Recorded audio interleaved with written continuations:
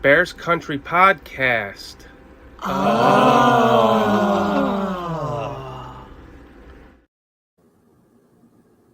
Can somebody please tell me what the fuck just happened yesterday? I would have never thought in my entire life that the Bears would lose this badly to the Lions. Who else is with me? Am I right on this? We just lost 41-10 to the friggin' Lions, guys.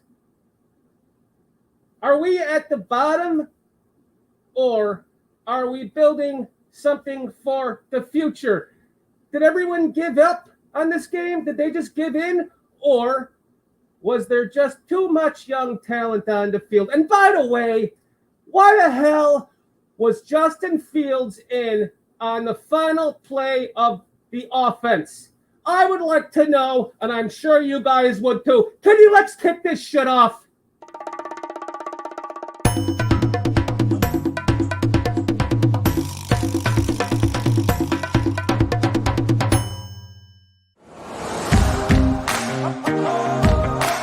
Bears Country. Where is it? It's in your man cave. Your home. Your car. Your local bar. Your city. State. It's across the world.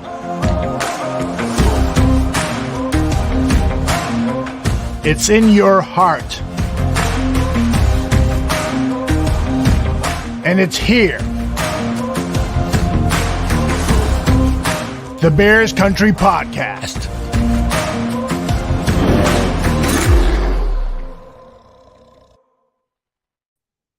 That's right. I'm bringing out the super fan tonight because I want to know what the fuck just happened. 41-10 to the Lions. Come on, guys. This is...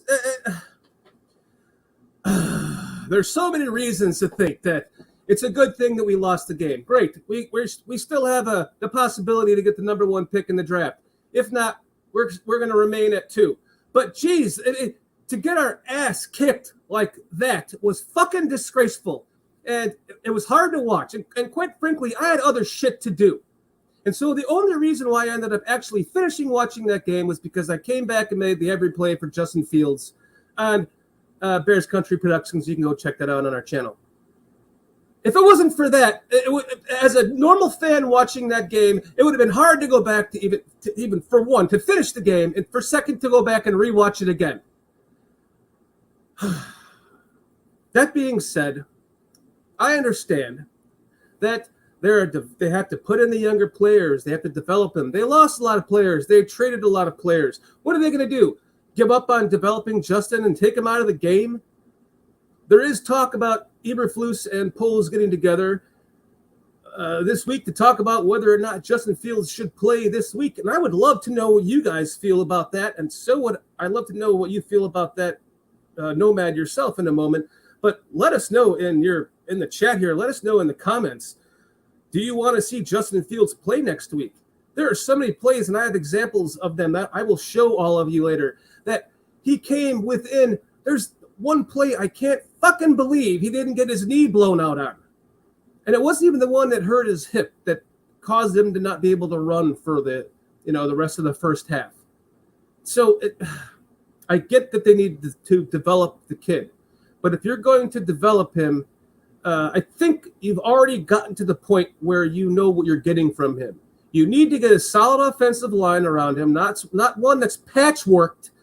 And by the way, because of injuries in the game, they weren't deep enough to have the next guy step up and protect the guy. And they better damn well get that shit straightened out this offseason. That's it. I'm done. Nomad, take the stage. You done? I'm done, man. All right. take a time out, go over there to your left, to the bathroom, and insert the tampon. Just go do that. Oh shit! You should have told me before the show. I would have had it ready. You're bleeding heavily right now, man. You gotta take it easy. No, I'm just but giving the fans what they want to hear. You know, I mean, there's a little bit of. I'm sure there's a lot of people that are pissed off, and there's a lot of people that are grounded. You know.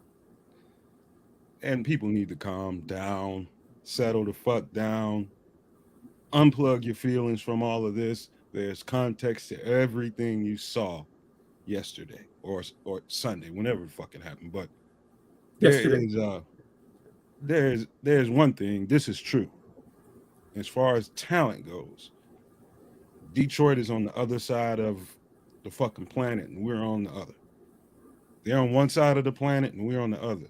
I mean, it was an absolute talent mismatch, and it was as clear as day, and that is to be expected. The hard part, I think everybody's taking it a little bit hard, is because of the level of competition and there's even a story to that, but we'll get into that a little bit later on. But just let's calm down, man. Everybody gets too goddamn hyperbolic over this little. I mean, every time. Can I Calm just pause down, you? man. Can I pause you for a second, Nomad? Go ahead. Amy and Bethany McDonald here says, draft a QB. Fields couldn't play dead in a B Western movie. He's a dog shitter. That's a troll. Woo! That's a troll. I would like to know if that is a Bears fan. Are you a Bears fan, Amy and Bethany McDonald? I'm not 30 even dignifying, yards I'm not net even passing. dignifying that bullshit with a response. Get out of here, motherfucker. There is an argument to be made that there is not enough passing coming from this offense. And I get that, but we are definitely not drafting another quarterback. I'm glad you're a diehard, Amy and Bethany McDonald, but we're not drafting another quarterback. I'm sorry, this is our quarterback. Here's the thing. What have we been known for? Just if I say Chicago Bears, tell me what the first thing or the first two things that comes to mind. You asking me? Yes. Ask me the question one more time so I can answer you better. I'm going to say, when I say the word Chicago Bears, what's the first thing that comes to mind? You can come up with two things, probably. At least I can. Blue collar, tough. For me, it's defense and running game. And we have never been known for a quarterback, right?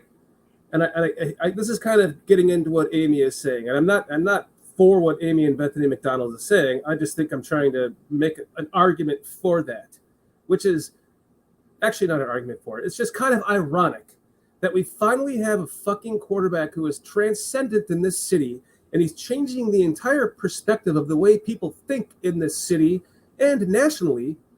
And he's we're known for defense and the running game, and now we have a quarterback who is dominating the running game. The irony of it is fucking ridiculous. It's quite comical, actually. And he will get around to the passing game because the kid is driven and he is talented and he is lights out when it comes to his putting the nose to the grind. So I don't discount. I mean, that's going to happen. The passing game will come. It's just fucking ironic that we finally have this awesome quarterback who everyone's talking about, but really it's because he's running the ball so well. And we're known for running the ball so well. It's just very ironic. Before I get back into that, Kitty, if you don't mind, Leo Factor has a question for me I'd like to get to later. But Justin, this whole thing about Justin, everybody's just, when I say hyperbolic, it's easy to jump to a conclusion after you look at that game. That's a game you can even pay me to rewatch again. There's no fucking way I'm watching that game again. It was painful. It's part of I'm trying to reframe my comments because I have a whole setup about why that game turned out looking the way it did.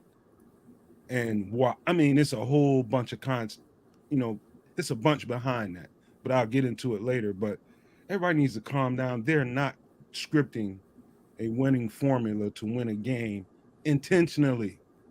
intentionally. You think this guy would leave a game with how many fucking passing yards was it?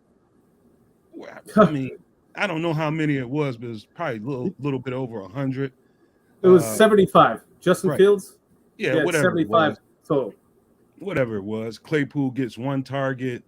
I mean, stuff like that, those kind of stats tell you something. And what it tells me is they aren't scripting a game to win it.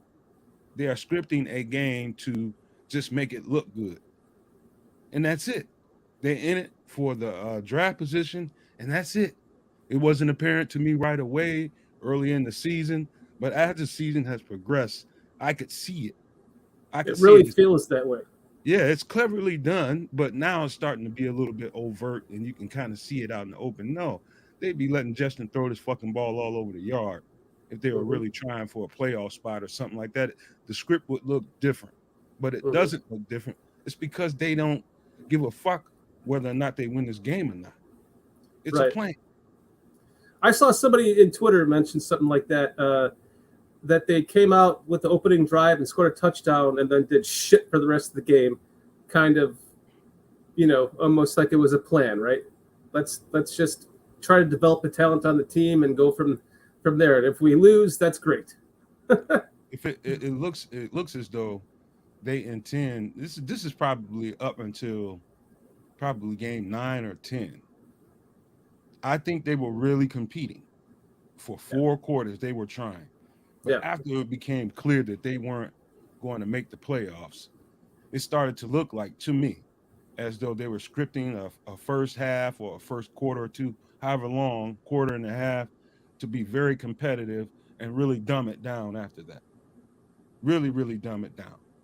And that's exactly what it has appeared to be. I think you're not the only one to think that, and I agree with you. I think that a lot of people in chat here can agree with that too.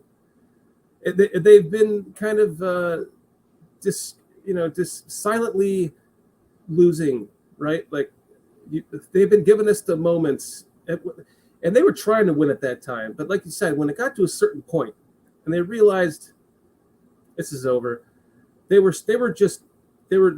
giving a little flash in the pans to give the fans happy, right? And then just trying to develop and work on plays, and maybe some of the plays that didn't work so much in practice, right? Let's put that in the game, see if it works. Maybe it's different in the game. Oh, fuck, that didn't work. So it's kind of been this learning process along the way too. That's hopefully building towards next year in a positive way, because it sucks to lose out this many games. Normally, I shouldn't say normally, but you would like to have a couple of wins at the end of the season moving into next season just to build on that. And we're not getting any of that. It's getting worse and worse. And this fucking blowout was ridiculous to watch, was painful to watch. And anyone who is sickened by it, I get it. If you didn't watch the whole game like I didn't, I can't blame you. It's hard to sit there and watch the only hope that you have on this team getting hammered. What's worse about it all to me is the regression of the narrative. Now it's back to, okay, is Justin really the guy?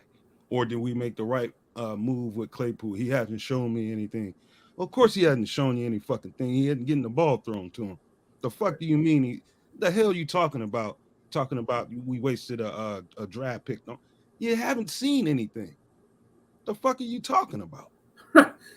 And Justin Fields said it himself. We'll see that in a moment, where he was like, he came onto the team halfway through the season. He's not going to learn it right now. He said, I'm looking forward to the offseason, spending time with him. We're going to work on this together. I like what Elo says. Bears are averaging more points per game this season than they did last year, and more than 2019. That's true. Yesterday didn't help that stat, Aldo, but it goes to show that if they are, after yesterday, it says something. So Claypool and Fields are going to take this offseason, and Mooney, I imagine, and they're all going to work together, and they're going to become a better unit by the time this team takes the field next year. I guarantee that. If they add another receiver to the mix, via the draft. That'll be exciting. By the way, Velus Jones is starting to play better. And it's nice to see that the investment that they made in him is starting to slowly pay off. You know, we all said not to shit on him, and we haven't. And so it's nice to see that he's getting better. Just as a side note, he had a better game yesterday. He had that nice kickoff return. He was in a lot of plays. He had a nice end around. So that's good to see. Now think about this, and I'm talking to you, and I'm talking to everybody in the chat. Anybody, just stop with the feelings for a second and think about this rationally.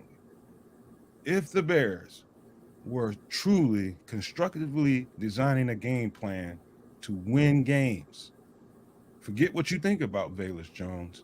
He's one of the top 3 fastest motherfuckers in the league, and you can't teach that. Would they not be scripting at least 2 to 3 deep plays for him or not? You saw that on that kickoff return. Like the kickoff return that he just took it like 5 yards deep and went all the way across the other side of the field. He wasn't even in full speed.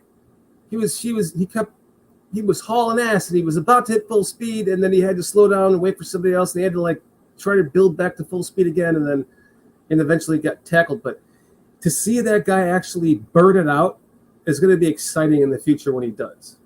When they decide that they want to script a game plan involving him and not just to make it look colorful for a competition standpoint and make it look like they're trying to win, you're going to see a whole lot more Velus Jones fucking everywhere on that field when they're trying to win football games. They are not trying to win football games, so you won't see 2, 3, 4 deep shots towards him, because he's going to get at least one of them eventually if you throw that motherfucker to him enough times. But they're not trying to win right now, and everybody's crying about it. Like, get over that shit. They're getting shit together for this offseason. They are going to win in the offseason. This season right now, forget about it. These guys have packed it up. It's time to see some young guys on that roster, or some guys that they're working on the side, trying to, build their skill set, like your Samus Reyes or your Terrell Lewis, who they just picked up recently. Mm-hmm. Those are the guys you want to look for. Forget the wins and losses, man. I can't believe people are still wrapped up into that. I know it looked bad, but Jesus Christ, man. Jeez, we're all the way back at the point where they're talking about Justin might not be the guy, or we wasted a draft pick on Chase Claypool. Man, if you guys don't shut the fuck up, Jesus. Mm-hmm. I forgot what I was going to say, so I'm just going to pull up this video here. I kind of want to pull up the Justin Fields interview after the game and just kind of talk about it per question, and because I love the responses that he had.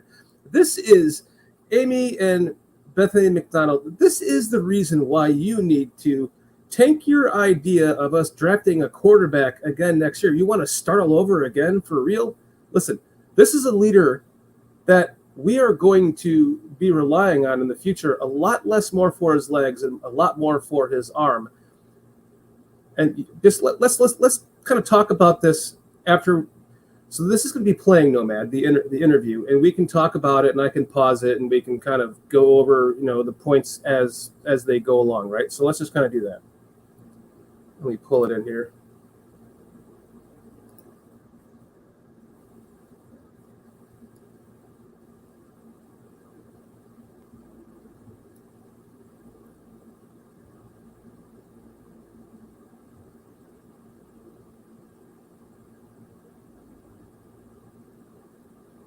See, this is where it's hard to hear the people asking the questions, but he said, what was your desire to stay in the game? And this is what I love his response to this. These are important responses to these questions that he's being asked. And just the way that just his mannerisms, you can tell that the kid is going to just be nothing but focused after this shitty season.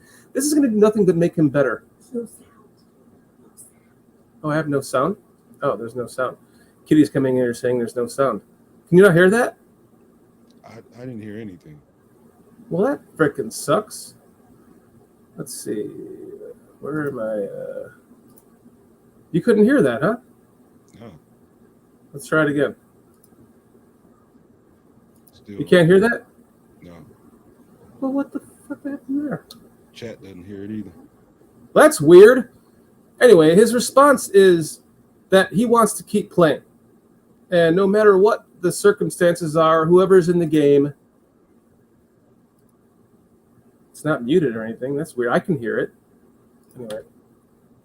I mean, I could color this up because no. Yeah, you understand what I'm saying. He's saying that he wants to remain in the game because he wants to continue to develop himself and develop with the players who are on his team.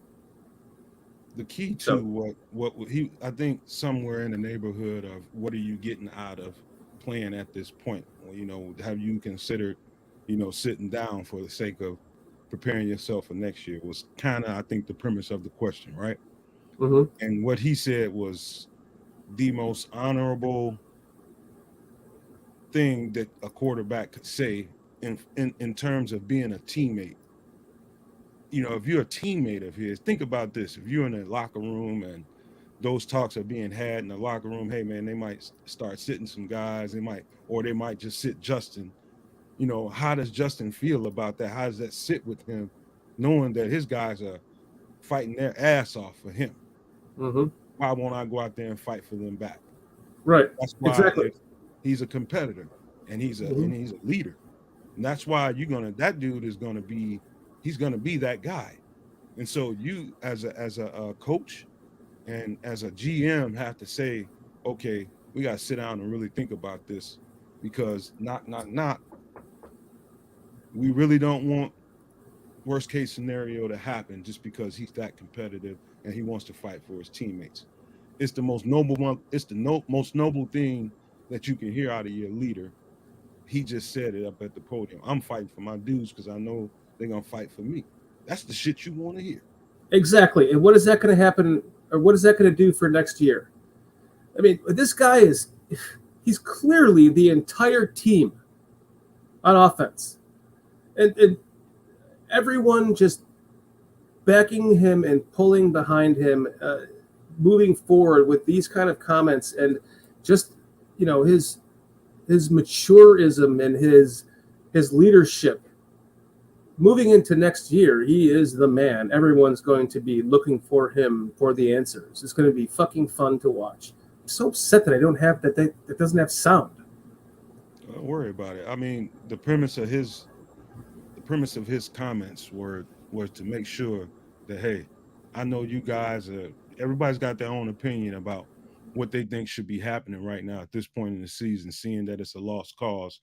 But I'm going to come up here on this podium, explain to you what's really going on behind the scenes.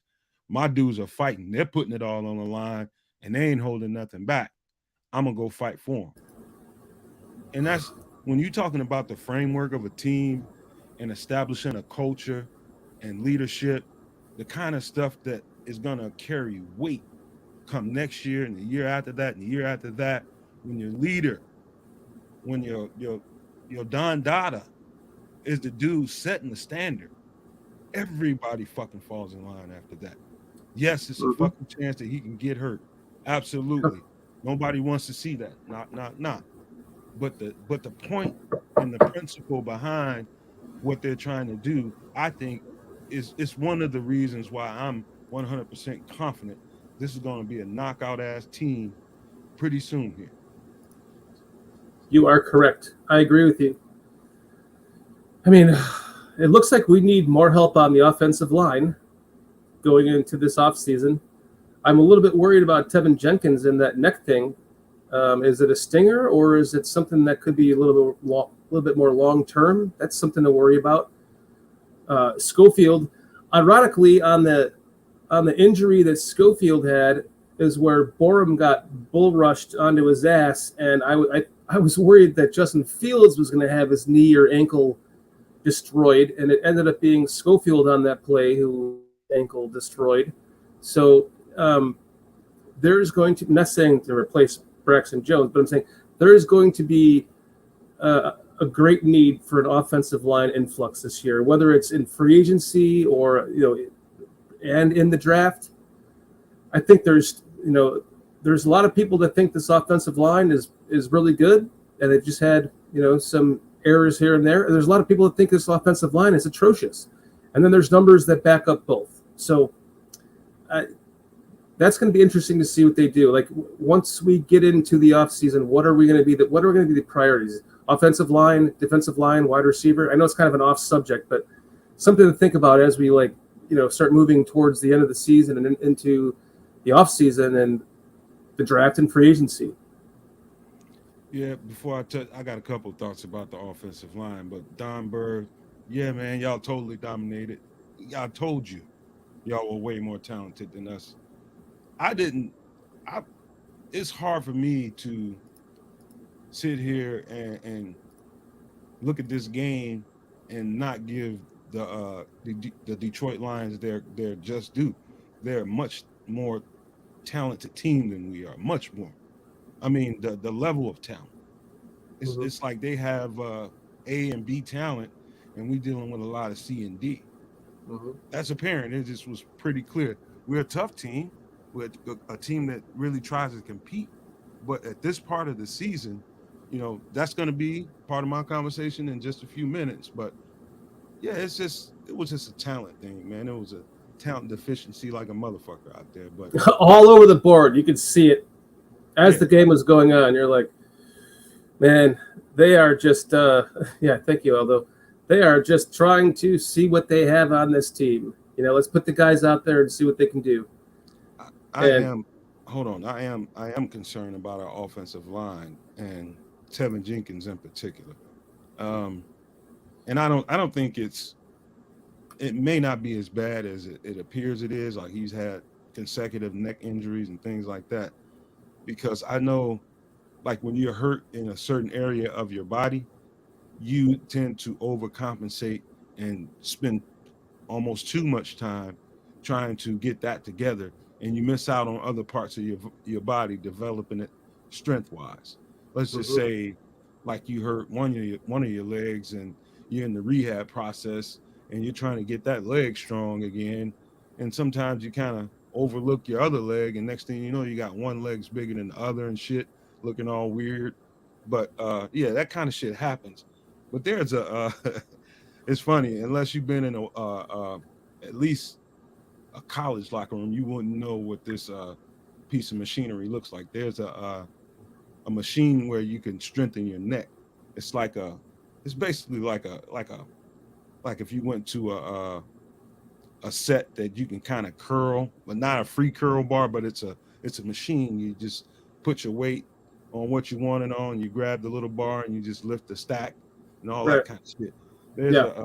There's a piece of equipment where there's a brace that you can kind of put on your head. You kind of lock your head into it and you lift weights with your neck. I think he's just missing that part of his game. I mean, that part of his strength and conditioning, strengthening his neck up for the collision. And so, I mean, I think in the off season, I think he'll notice that. And it's probably whoever is rehabilitating his neck will probably point that out to him. You just got to strengthen your neck up a little bit. And hopefully it's no more than that. That's a very interesting, I never even thought about that. Something like that can strengthen your neck. Oh, yeah. They got everything in a weight room, especially once you get to a college level. Every part of your body, there's a station there with the plan to address it and get it stronger. Ellis says a key thing that can help the Bears' offensive line is Justin Fields getting the ball out faster. He said it in the press conference yesterday. He knows he's not helping his line. That's true, Aldo.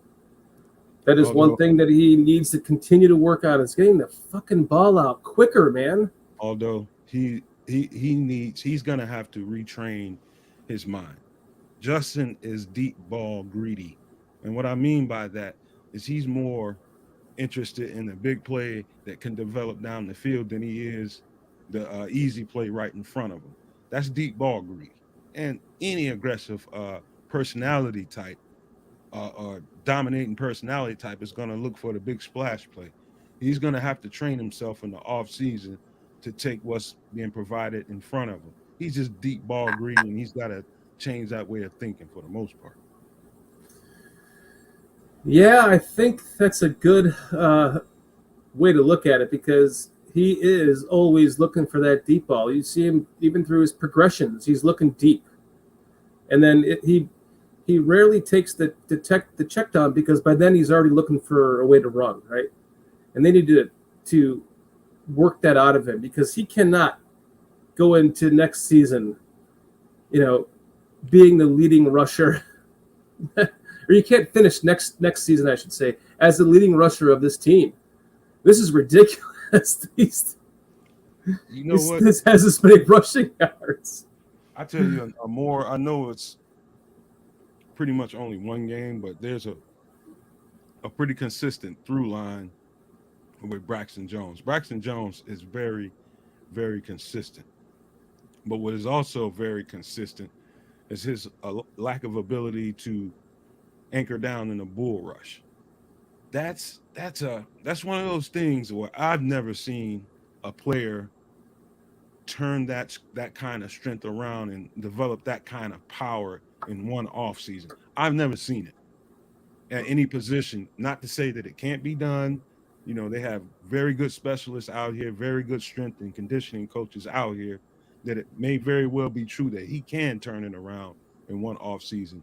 But if he can't, I think they need to look in the free agency like, okay, we'll get A1 guy at left tackle just in case he doesn't get it all the way turned around in the season, and we're not left high and dry depending on Braxton Jones being able to anchor in a bull rush. Sometimes it takes 2 or 3 years for that strength to develop. And so in the meantime, I believe they should go out and sign an A1 left tackle to at least have somebody there to secure that position. Why not bring back Jason Peterson or Jason Peters? No, sir. Andre Dillard, Philadelphia, brother. Andre Dillard, yes, you did bring up that name before. I looked at some tape of him. He looks pretty good. He's the real deal. I'm not sure if I like those lights behind me. Let's see. The reality is Philadelphia has 2 starting left tackles, and they don't need one. It's just the reality of it. Yeah, their offensive and defensive line. Whew. Is Philadelphia what do you think about that? What do you think? What is your Super Bowl predictions, just as a side note? You know what? Goddamn Brock Purdy. If he can manage that ship, I like their chances out in San Fran against Mahomes. The first rookie ever to get to a Super Bowl? If he can keep, all he has to do is keep the ship from capsizing. Right. He doesn't have to do anything special. Just steer the course, man. Don't turn the fucking ball over. Don't make no mistakes. And dude, that's no more or less than what Trent Dilfer did for the Baltimore Ravens when they won that Super Bowl. It's just that defense is that ferocious, and they pretty much can carry the team. Aldo saying looks like Braxton Jones might move to right tackle. Whoa, that'd be. Where's Aldo getting that shit from? I don't know. Aldo, sit your ass down. What are you just making up shit? Want to join us, Aldo? We can send you a link. I'd like to hear what the hell you mean by that. He just pulled that right out of his ass. Was it a tweet? He says. He says insider information.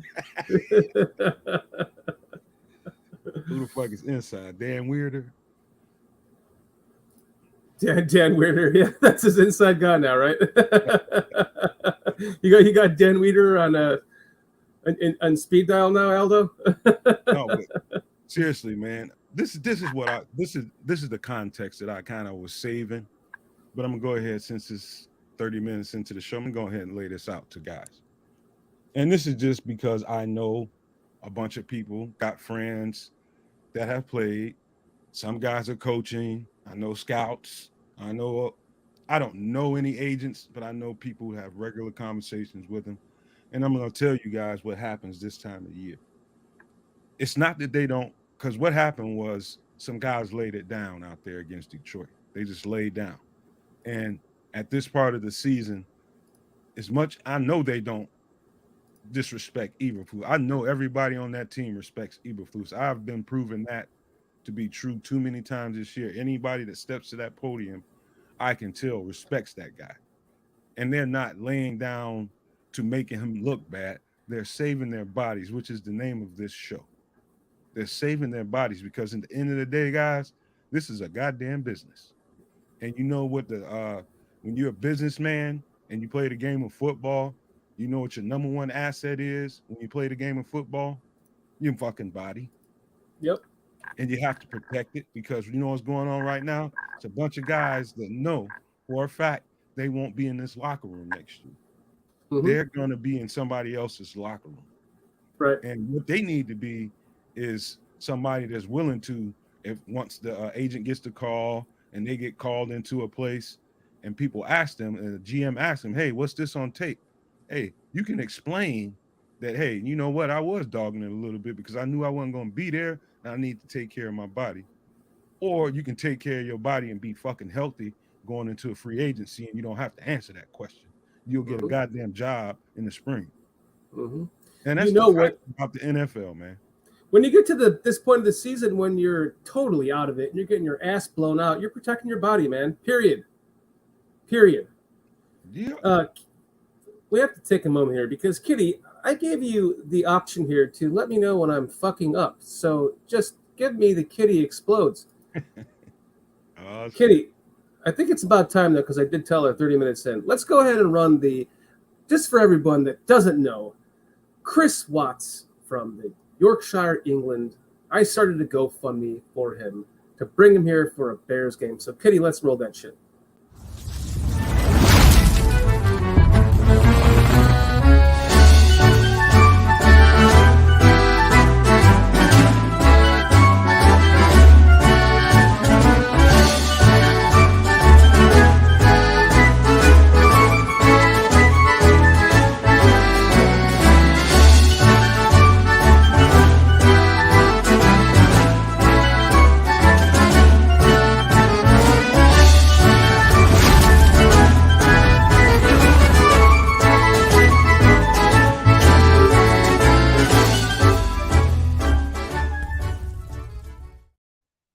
Doggone it, I'm going to get Chris Watts here. We have got to get Chris Watts here, guys. He's from England. He's from Yorkshire, England. He's never been to the United States. He's a huge Bears fan. He's on the Barfly Tailgate show. He was on yesterday before the game. He's awesome. Listen, $2, a donation just to get Chris here. Any little bit counts. And I hate to sit here and beg, but gotta be great to see Chris Watts come to the United States. Aldo's already given him his home to stay in, so we don't really need to raise the amount that I set the bar for. We just need to get him here and get him to the game. So that would be awesome. I just want to thank everyone who has donated and anyone who does in the future. That would be amazing. So thank you very much. Let's go ahead and continue on. Okay. I think where I was at was we were talking about and by the way, man, Chris, you need to up your pipe laying game, man, because if you were doing that the right way, you wouldn't need no money, motherfucker. That's all I can say about that.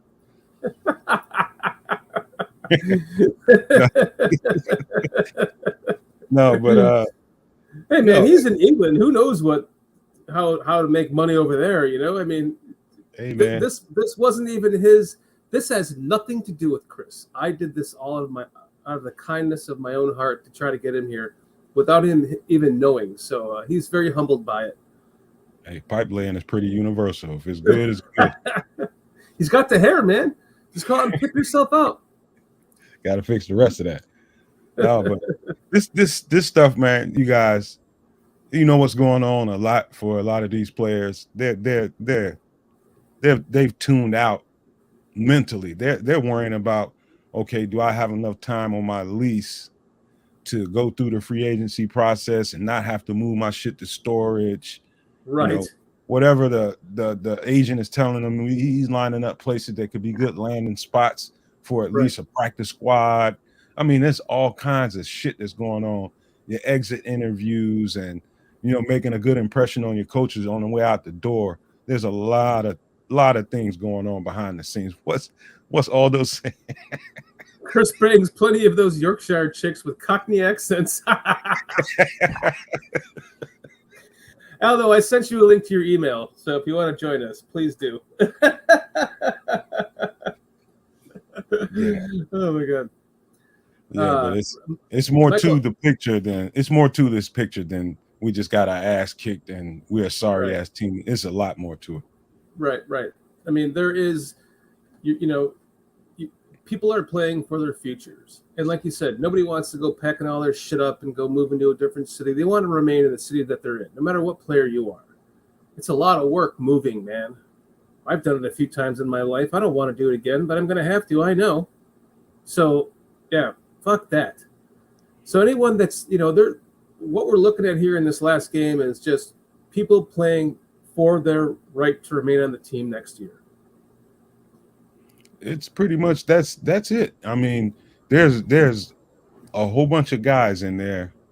I ain't gonna say a whole bunch, but there's a handful of guys in there that know they'll be a part of this roster next year, and they they feel pretty safe in that. But on that defensive front, there ain't too many guys there that feel pretty secure in their jobs.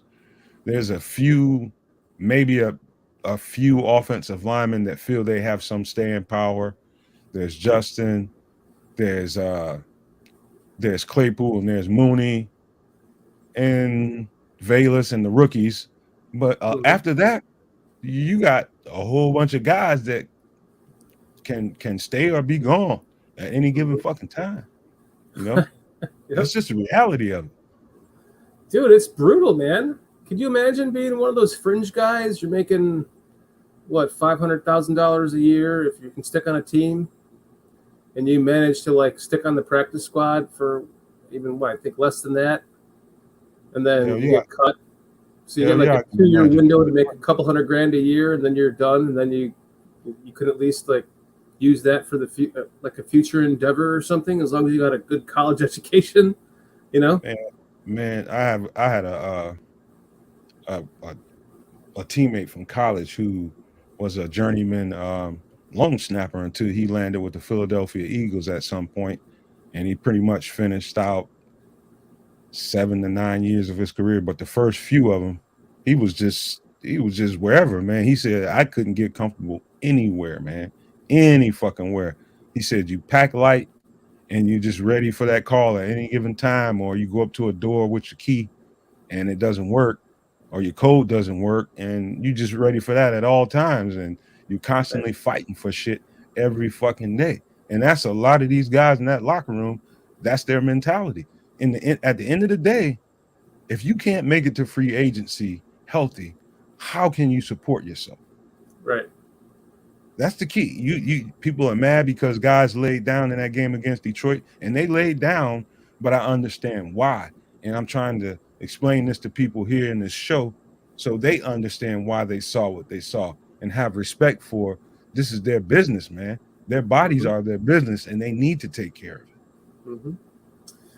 They were playing a little protective of their own bodies, as well as trying to play for the future of themselves, hopefully on the same team, because they don't want to move again. God, it's going to be awful. And yeah, I mean, this has, that's enough. That's where we're going to see this whole same shit all over again in this last game. And the Vikings are now playing for the, they lost to the Packers. So are they, do they have 4 losses now? I forgot what are their standings? What are the standings here? So what I'm trying to get at here, are the Vikings going to sit most of their starters next week, or are they playing for something? That's the question. It's hard to know. I don't know what the fuck they're doing. They are clinched for a playoff spot, I do believe. Yeah, but are they playing for the number 1 seed is the question. Oh yeah, I don't know. So let's go to the standings here. So somebody's saying they're playing for home field. Yeah, I can pull this up here. Joe, you know that for sure, or are you just assuming that? Okay, so the Eagles are at 13-3. The Vikings are at 12-4. So what are their conference? 7-4, 8-3. Oh shit! Who do the Eagles play last? That's the next question to this. Because if if the Vikings can beat the Bears and go 8-4 in the conference, and if the Eagles' next game is a conference game and they lose that, then what are they at there then? Their divisions are the same. They're away. I don't know when that comes down to, but shit, are they going to be if the question is, are they going to be playing all their starters in that game? I believe Joe knows what he's talking about. He got it from ESPN. It's a good source that they're playing for home field right now. And yeah, in that case, then they're going to come out with their balls on fire and they're going to be playing. And, they have something to play for in the last games, which you can't say that for every team in the league, but they actually do. So they're going to be playing lights out. I like what Leo Factor says. Davis Mills is in no position as a player to lose a game. He will go out to win. God, I hope so, because if we lose that game and they win that game, it's first pick, baby. I mean, the only thing that would suck about getting the first pick is that we would have traded away basically the final pick in the first round because of the Miami Dolphins forfeit of their pick. Essentially trading away the final pick in the first round. We would have had 2 picks in the first round. And we traded away for Claypool. And if we end up getting a high enough pick to where we trade it and get 2 picks in this first round of this next draft, they could have technically had 3, if not for the Claypool pick. That kind of brings into question whether or not you think it was worth it, the Claypool trade. I absolutely know it's worth it to get Claypool when they got him. Mm-hmm. But at the end of the day, the first and second pick, usually the first pick really determines what happens for the rest of the next 25 or 30 guys that get taken off the board. That first pick usually, but sometimes it matters in that first and second pick. And so either way, I believe we're in an advantageous spot wherever we land at. And the thing is about the draft, and I just wish everybody would broaden their spectrums as far as guys that we could draft outside of fucking Will Anderson and Jalen Carter. God damn, man. If I hear those 2 motherfuckers' name one more goddamn time, I'm gonna run the fuck out of here and jump into a goddamn ocean. God, I'm tired of it. I'm so sick of it, man. Like, God damn, man, like a million motherfuckers in this draft, man. Like, I got a homework assignment for you guys. You want to know? You want to see a quality 3-tech potential? Just ask me, man. I can give you some names, but stop saying those fucking names. Jeez. I was watching the guy on the Illini today in the Cotton Bowl. What is his name? I know who you're talking about. Zajan or something. Newton. Yeah. They've got a couple 3-tech. John Newton. Yeah. You're right. There is a lot of other prospects in this draft besides those 2 fucking guys. Right. And if you watched the championship game, you saw Carter taking off a lot of plays, man. Man, Carter's out of shape, man. Yeah. So he's out of shape. That's he's not a slam dunk. Right. Oh boy, that was funny. Breaking Line just scored again. hey, on a serious tip, I'm talking to Cliff and all those guys in this chat that like to do their homework and like to do a little scouting on the side. You want a 3-tech prospect? Some of you guys may have heard this name. Some of you guys have no idea who I'm talking about. But if you go on an interesting 3-tech prospect that is he is really interesting for a lot of different reasons, because he's a former wrestler and he's extremely violent with his hands. His name is Keanu Benton from the University of Wisconsin. About 6'4", 6'5", about 305, somewhere in the neighborhood. If you look at him on tape, you're going to think nose tackle. But this guy is very athletic, very violent with his hands, and it's going to be a good pick. And I think he's one of those guys, if we don't land the Jalen Carters of the world or somebody like that, there's guys that you can fall back on that can give you the same kind of production. Mm-hmm. I'm shocked that we actually have Ian Rappaport here tonight in chat. This is amazing. Thank you for joining us, Ian Rappaport. Hold on. Can I ask Kitty to write the name Keanu Benton, Benton, from Wisconsin? Just write that in the chat for me. Just so somebody we can start doing that once a week. I can give these guys a name or two to go check out on their own, just to give them a little variety of guys to look at.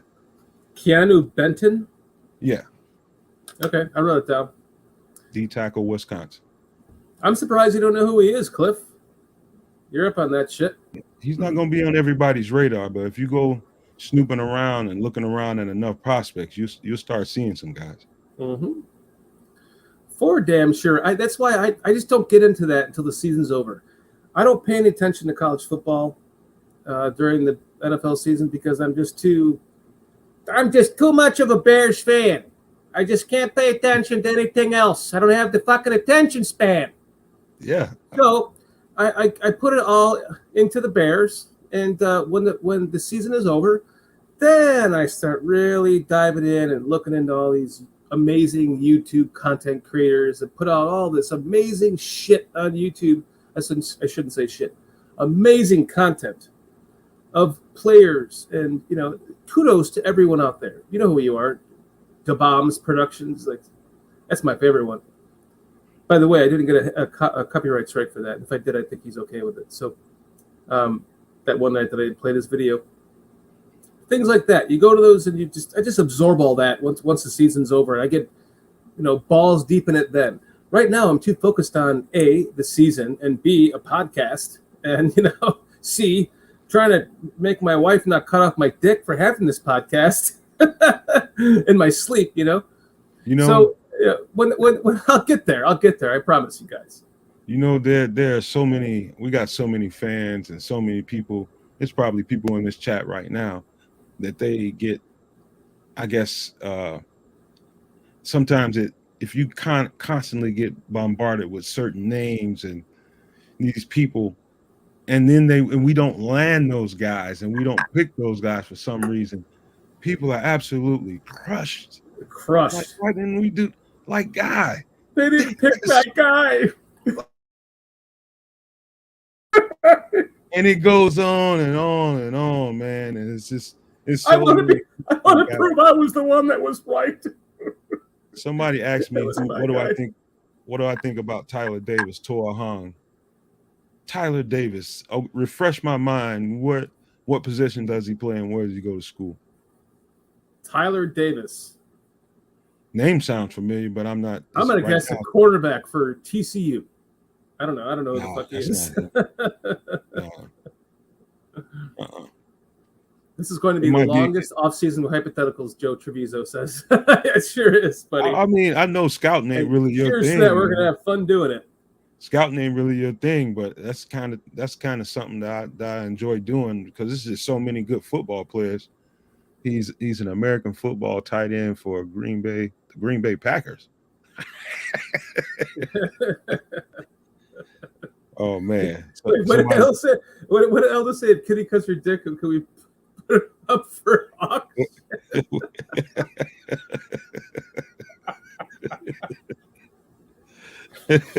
Oh my god! All those high as fuck, man.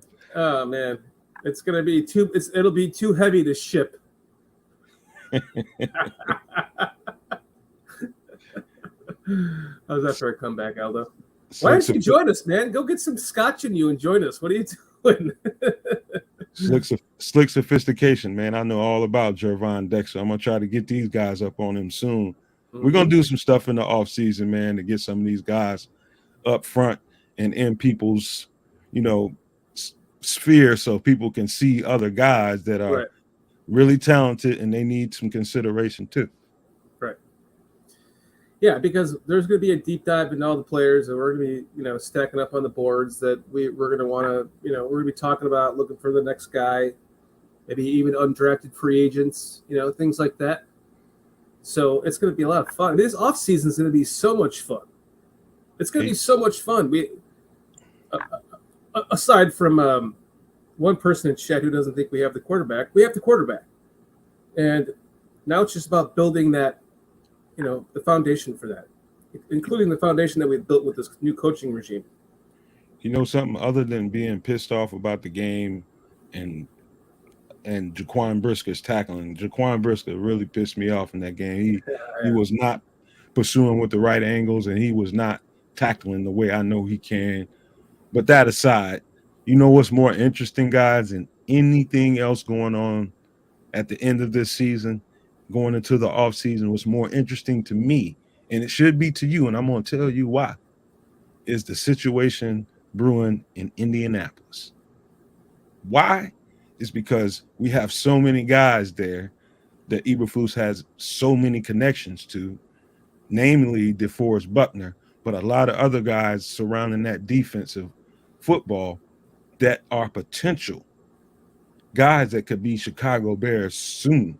Like if we got DeForest Buckner somehow, and it's very possible because he has no more guaranteed money on his contract, and that's what these guys play for. He could very well say to the team, if they don't come to him and say, all right, let's resituate your contract to give you more guaranteed money, he could say, okay, yeah, you can do that, man, but I'd rather just go on somewhere else.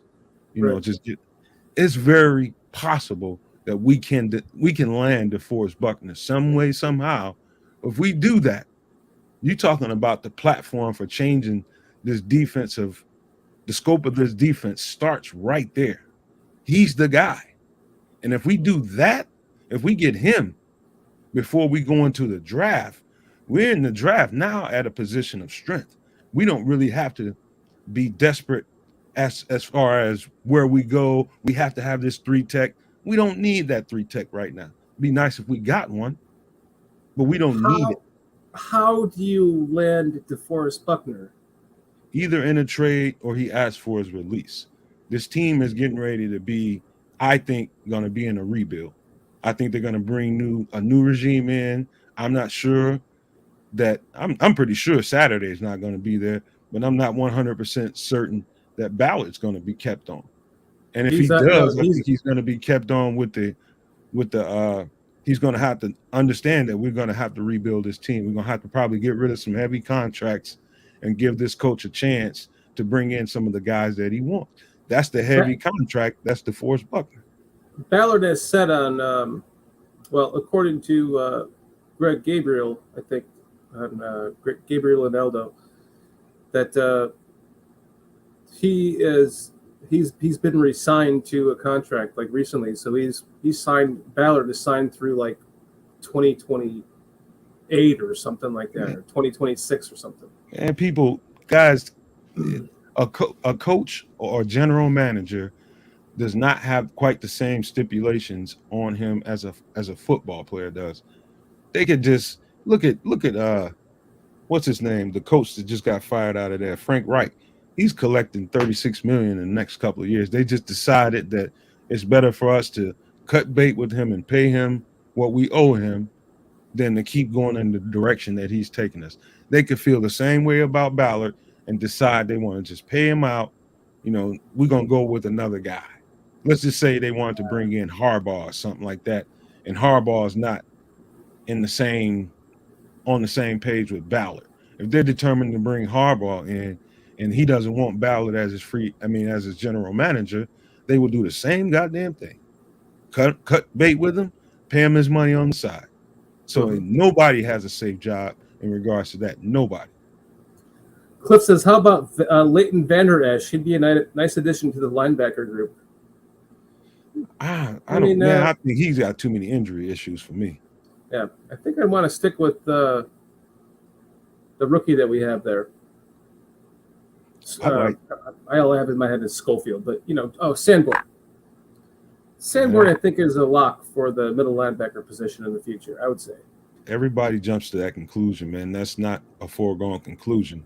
Sanborn is a good linebacker, and it could be a lock at the linebacker spot, but not particularly the middle linebacker. He could be a lock for our next Sam linebacker, and we can go in free agency and grab a guy like Tremaine Edmonds from Buffalo and sign him, and he's dominant. And he can do more than Jack Sanborn can do. Jack Sanborn's a damn good linebacker. Bobby Okereke, J-Rock is saying in the chat. There's a lot of other guys, man.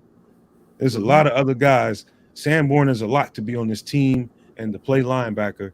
Does he need to be the starting middle linebacker? That I'm not sure about. I think they can have an upgrade at that spot. Probably someone with a little more quickness, right? A little more speed. Length, First. and the coverage ability. Mm-hmm. I think that's the coverage ability. Yeah. How many times have you heard this coach tell you time and time again they want a long, fast team? Mm-hmm. Sanborn is neither, but that doesn't mean he's not a hell of a player. I think he makes a hell of a Sam linebacker, and I think they can get longer and faster at the Mike linebacker spot and at the Will linebacker spots, and I think they will do that. I'm 100% certain they will. I have a friend who is screaming for the Bears to fire Eberflus and ditch the 4-3 scheme and go out. He says that Sean Payton already has his entire staff already ready to go. And it would just take maybe offer the Saints a second-round pick. I'm just saying what my buddy said. Offer the Saints our second-round pick for Sean Payton and then just kill this staff and start over again. I laughed at it, but it's just something I wanted to bring up because of the way that fans think. Everyone has their own opinion. You know what I mean? Tell your boy his dope. It got rat piss on it. Something's wrong. Tell us what's wrong with that motherfucker. I know he's buying it from Illinois dispensaries. I hope it doesn't have rat piss. He got some bad dope, man. They fucking him over, man. Got his mind all fucked up. But yeah, well, he's sick of the the hits principle, the whatever you call that, the acronym. He's sick of the acronym kind of thing. He thinks that people that they're adults. They need to be trained as adults, not as children. Because he doesn't know how that translates in a locker room while you're building a culture. That's why he's like, yeah, that shit sounds stupid. And after a while, guys are gonna be like, I don't want to hear that shit. Nope. That shit works when you have your leaders. If you don't have your leaders and the coaches backing them up, and I'm talking about the position coaches in every room, when you have your leaders and your coaches backing them up and insisting that this is our culture, this is our standard, that goes a long way for the guys that are there and the guys that are coming. It's not going to get old. It's not going to get old just because you are tired of hearing about it. It's going to go away. Doesn't mean this shit ain't working for them. It's going to go away eventually because it's only the first year of this. They're talking about the acronym like an exhaustion. But by the time we get into the second and the third year, we're not going to even hear about that anymore. It's going to already be established, and it's going to be the norm, and they will stop talking about it. Look who has joined us. Mr. Aldo Gandia has graced us with his presence tonight. Aldo, how you doing, buddy? Thanks for joining us, man. I'm doing great. You guys gave me an excuse to have a drink, so I'm having a drink and a little puff of my dog walker. Man, your ass will drink to anything. I have. I've licked a lot of asses in my day. When you go down on a chick, do you go in that area and you let the tongue get into the anus area, or you just of course? Okay. Oh, good. My God. You know how many times Kitty said to me, you know how many times you've licked my ass? I'm like, yeah, that's true. I'm like, she'd be like, hand me a spoon with something. She'd be like, oh, this is great ice cream. Oh, man, she'd be like, try it. I'd be like, oh, I need a new spoon. She'd be like, how many times you've licked my ass? Yeah, you're right. That's great. What's going on, Mr. Gandhi? I now have this great visual image, Nomad, of for my next masturbation session. He's spooning it. Oh God. By the way, Aldo, happy anniversary, 15th anniversary to you and your lovely wife, and I hope you got to lick some ass at the end of that evening. Well, in my household, I kiss a lot of ass every day from my wife. Honey, please let me go to Vegas for the East West Shrine Bowl game. I kissed it enough that she granted me permission. So all good.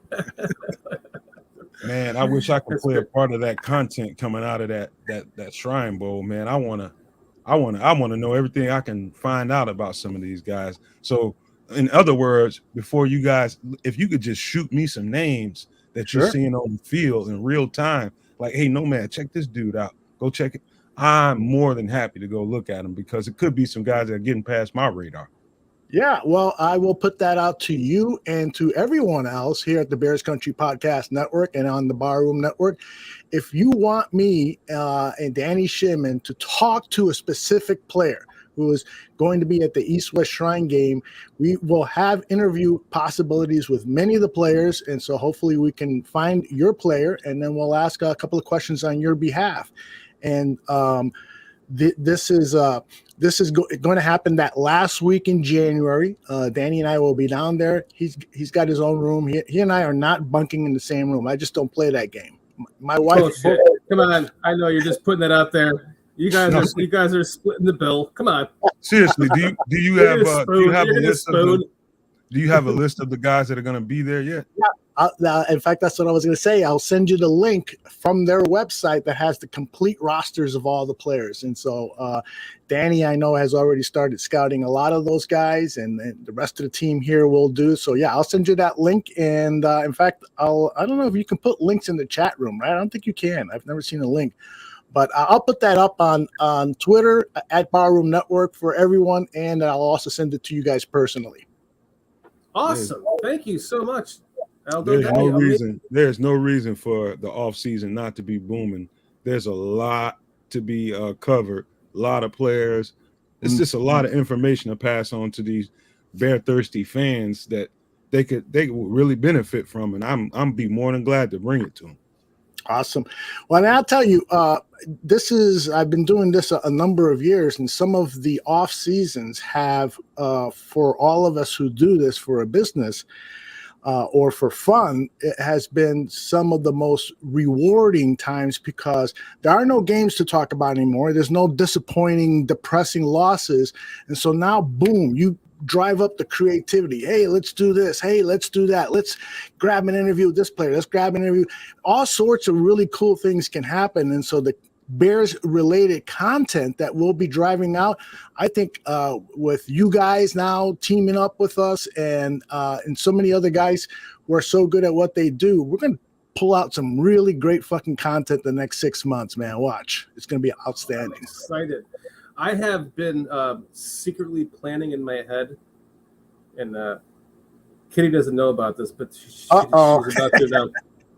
Going to training camp next year. Kitty is about to explode. I love it. Go to training camp next year. We can pull our camper up there and go stay in. Actually, no, it's not even in Bourbonnais anymore. So we have to go stay at some family and go by my house. You can stay by my house if I've got room here. Boom. We have two 50-pound dogs. We can't stay at your house with those guys. So we have to. We'll have to. My little dog. I got plenty of family up there. But it'd be nice to go up there and stay for a couple of weeks and then go to training camp and get some live feed from there and stuff. Because it's gonna be an exciting time. As soon as those tickets are available, we should jump on them. Go ahead, brother. I apologize. My bad. I just wanted to add on what you said, although not trying to kiss your ass, but this could be one of the most pivotal. This is the most pivotal off season we've had. Yep. And I can't remember. Yep. Maybe the one of the Lovey off seasons when he first got here, but this is probably the most pivotal off season we've seen in about 20 years at least. Yeah, I'm totally with you on this. This is the kind of off season for Chicago sports fans that you are praying for. Any sports fan who is around my age, you're really praying that they get this shit together so that you can be alive and coherent when they win the next Super Bowl or title. I mean, I don't want to, if they fuck this up and it takes another 10 years before they finally get back to the Super Bowl, this is going to be me watching the TV. Yeah. No. I shit again. I know. So this has to happen in the next 5 years. I want this team to climb in 2023 to a super competitive level where teams are afraid to come into Soldier Field because the linebacker Sanborn, the safety Brisker they're gonna knock your heads out. The front four now is totally revamped. We're getting after quarterbacks. They're afraid to step up into the pocket. They're afraid to roll out because they're gonna get killed. And the offense finally can be averaging 28 plus points a game. This era of football could be coming up, and it all starts with this preseason.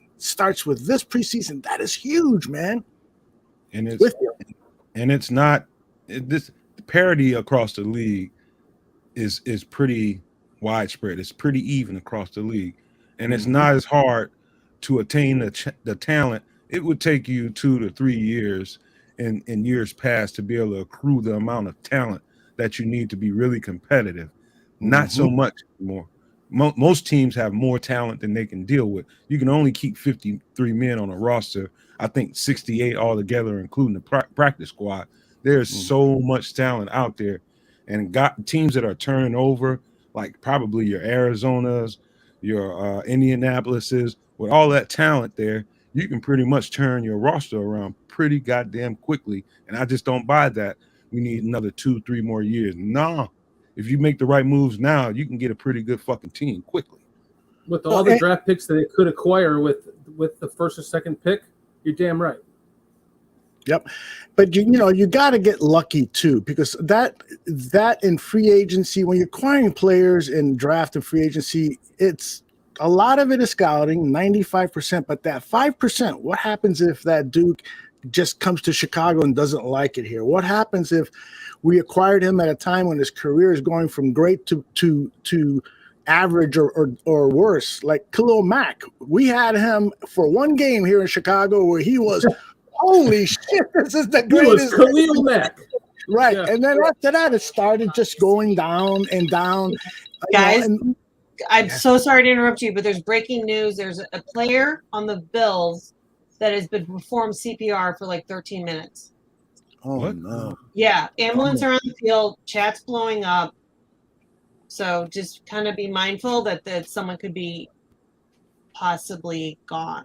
Somebody dying? I had the TV on. I can see between my two monitors, and I saw that there was a long pause on the field where they were down. They're doing CPR. It's Hamlin?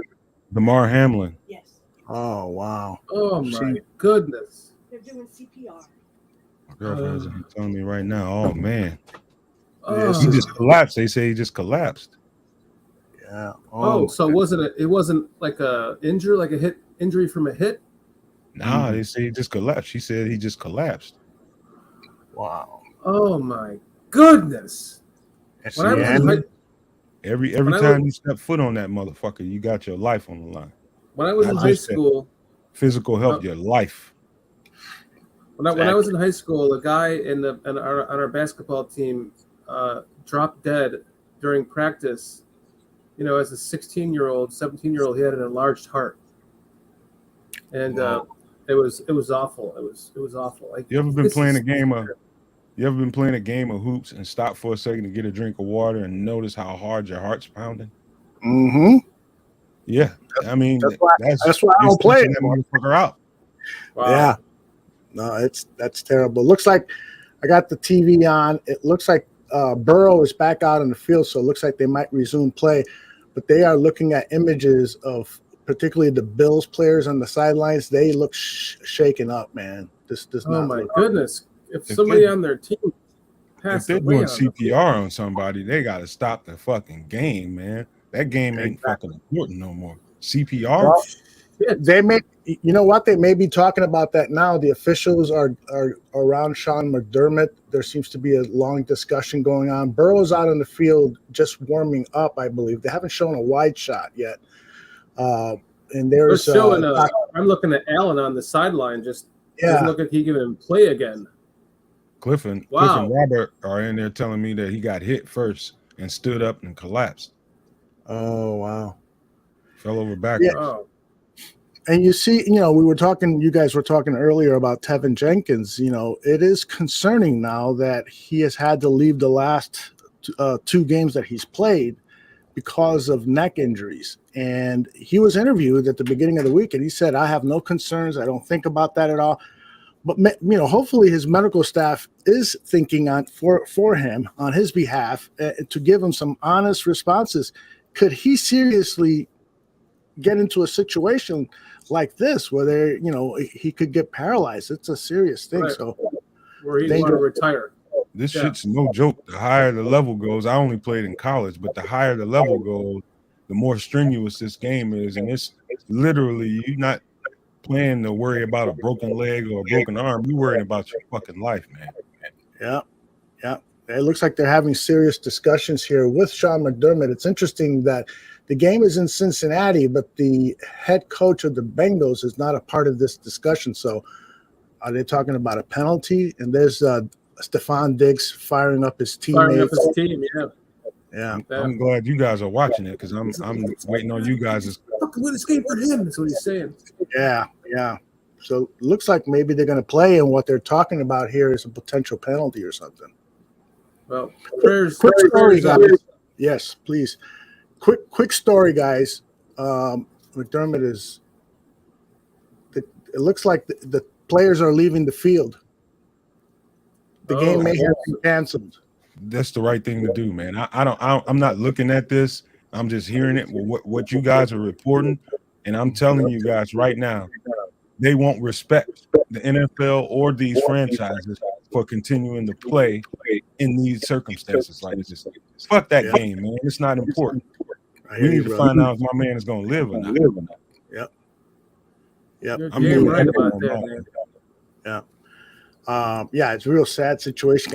If I can share a quick story with you guys, when I first started following the game in 1971 on CBS TV, the Bears are playing the Lions, and in the fourth quarter, the middle of the fourth quarter, late in the fourth quarter, there's a wide receiver from the Lions who ran a pattern across the middle. He got hit by Dick Butkus, and then 2 plays later, that same player collapsed, and there was a long delay.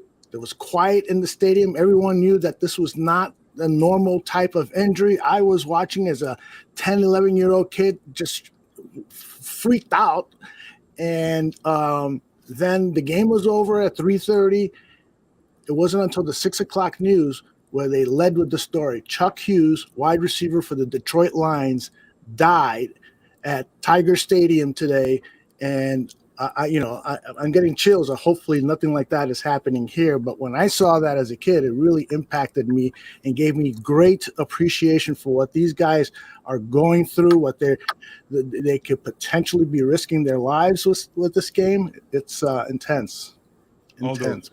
You ever seen one of those breakdowns right before a game where, say, I'm a getting some feedback linebacker or something? on you, Nomad. Can you hear that, Aldo? Not really. You guys, could be me. Hold on. Let me see if I can do something. Yeah, it's coming from you too. All right. So you're the one with that fucking mix machine, Aldo. Yeah, it's fucked up. Pay a lot of money for nothing. All right, that should help. Does that help now? Okay, it sounds better. Yeah. All right. This mic is picking up feedback.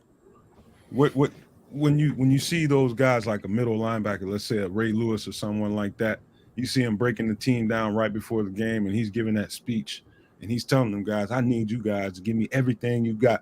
Put your life on the line if you need to.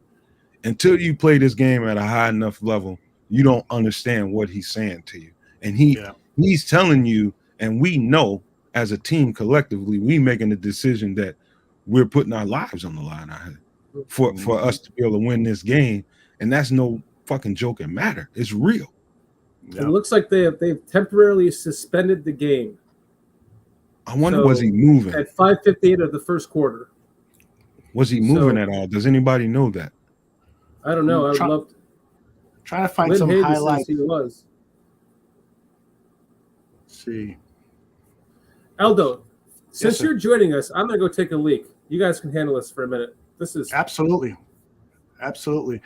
Well, and I think I can share some images that are on Twitter here. So let me do that, Nomad, so you can see, in our followers on this show can see what the scene is like. And again, these are images posted on social media.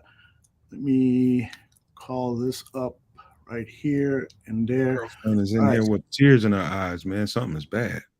Yeah. Can you see this picture? I don't see anything. Okay, let's see. Kitty, if you're there, can you punch up? There you go. Thank you. I see it now. So these are the players gathered around. I believe this was after the player was removed from the field. I'm pretty sure. Yes, it's one of the assistant coaches leading the Bills in prayer. Let's see what else we got. There's the scene as the player is being removed from the stadium. The chat is booming. The chat is telling us everything, man. Well, let's see what they got to say. ABC said he was given CPR as soon as possible. He's only 24 years old. Seems like my internet is lagging at times. So hopefully that is now fixed after I did the little thing that I did. Both teams leaving the field. At the moment, the teams went back to the locker rooms to regroup and decide whether or not to play. So some long, hard discussions are going to be held there. I would imagine, Nomad, you would know better than me. What do you think is going to be the percentage of players who want to get back out there, win one for their teammate, or as opposed to players who are saying, no, out of respect for the family or whatever, we should not play? What do you think? This is where the really good coaches go to the leadership that they've established in the locker room, and they ask them, what do you think we should do? Should we put guys back out there, or should we just go get dressed up and just wait and see if my guy gets better? That's when you determine whether you got a good coach or a coach that doesn't have any scruples and saying that the game is more important than a guy. Mm-hmm. Just from a distance, I know for a fact they ought not put these guys back on the field. Just it doesn't hurt anything to temporarily postpone this game and wait for another time to present this game again. You don't do that right now. It's not good for the league, and it's not good for the organizations or the players. Yeah. You know, I would say I agree with everything, and I think that's great perspective. I would also say that if there's one player on the team who feels it's inappropriate, then maybe I wouldn't, if I were the coach, maybe I wouldn't send the rest of the players out there. I would hate to put a player through a situation where they're not thinking about the game. They're thinking about their partner, and because Nomad, and anyone that's played any kind of sports at any level knows on a lesser degree, but that if you're not 100% tuned in to what you're doing, you're going to get hit in the face with a golf ball, a basketball, a baseball, you name it, man. It's just not, it's not going to be good for you. Just think about it for a second. Think about it for a second. You can put yourself in the place of any guy in that locker room. They're asking you to go back out on the field and finish this game. And you know that your homeboy is in the hospital fighting for his life and he might not make it. They know this guy. He's not just a number. They know him as a man, as a human being. And they're asking them to go back out here and play a silly fucking game. And this man might be losing his life right at this moment. No, it's not the right thing to do. Cancel this fucking game, play it at another date. I don't give a fuck what's transpired as far as the score goes. Start all over, whatever you need to do. But this is more important for the game of football. Listen, if you need the fucking game on the record because of the standings, then postpone this game until the end of the season and start it at 5:58 in the first quarter. And that's where you're starting from. And you're on whatever line to gain that you're at, and that's where you're at. Because this game has to stop. You can't have someone die on the field and then just move on. That's just not how it works. Has anybody seen any updates? Anybody in the chat? Anybody? Yeah, I'm looking myself, and I haven't seen any updates. Let me share this tweet with you, if I'm still up on the screen, from Matt Forte. Cancel the game. As a player, there's no way you could continue in the right frame of mind. Entertainment and football is not everything. Boom. So I'll look for more comments like that to like share you with said, Aldo, you're not going to be, in the right frame of mind to continue this game, and that's when injuries happen. When you're not playing at your fullest, your fullest capacity, you're focused. Mhm. That's when injuries happen. They have to. Plus, it's just not right. You're gonna not only risk alienating your team, you might risk a physical confrontation asking those guys to go back out on that field. They're gonna look at their coach or whoever is telling them, hey, we need to go back out. The GM, owner, I don't give a fuck who you are. Hey man, shut the fuck up talking to me, man. I don't want to hear nothing you got to say right now. I'm worried about my homeboy.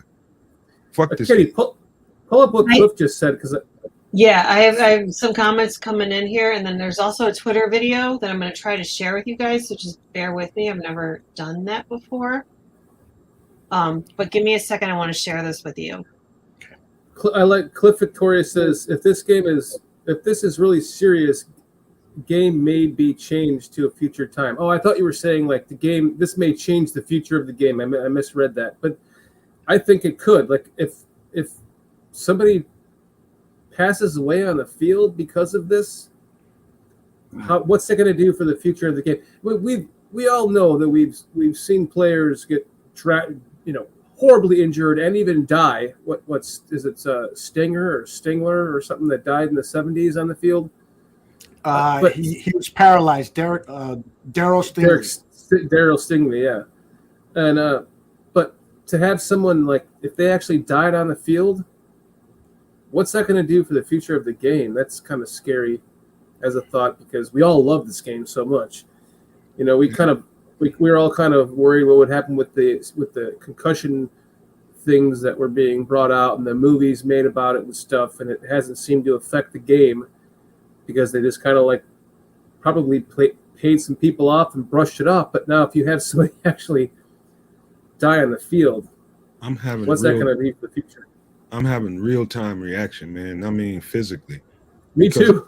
I'm a player's player, and I'm a pro player guy, and I know what it feels like to be in that environment. And I mean, I'm talking about ass sweats. I've got chills going on right now, and ain't nothing more important. Fuck this game, man. It's the most important thing is, can my man make it through this? Fuck the game. I don't care how important it was to anybody. It's not the principle right now. That young man is fighting for his life somewhere. Let's see if there's anything else on Twitter that we can read. Robert Griffin III is tweeted out. He's one of the broadcasters at ESPN. Please don't share the video of the Hamlin play. Share this instead, which is a picture of everybody praying. JJ Watt, the game is not important. The Damar Hamlin's life is important. Please be okay. Please. He's hoping and praying. Let's see. LaShawn McCoy, the running back, prayer is powerful. Please play for my pit brother. Tough stuff, man. Tim Tebow. My goodness. Please join me in prayer. Yes, sir.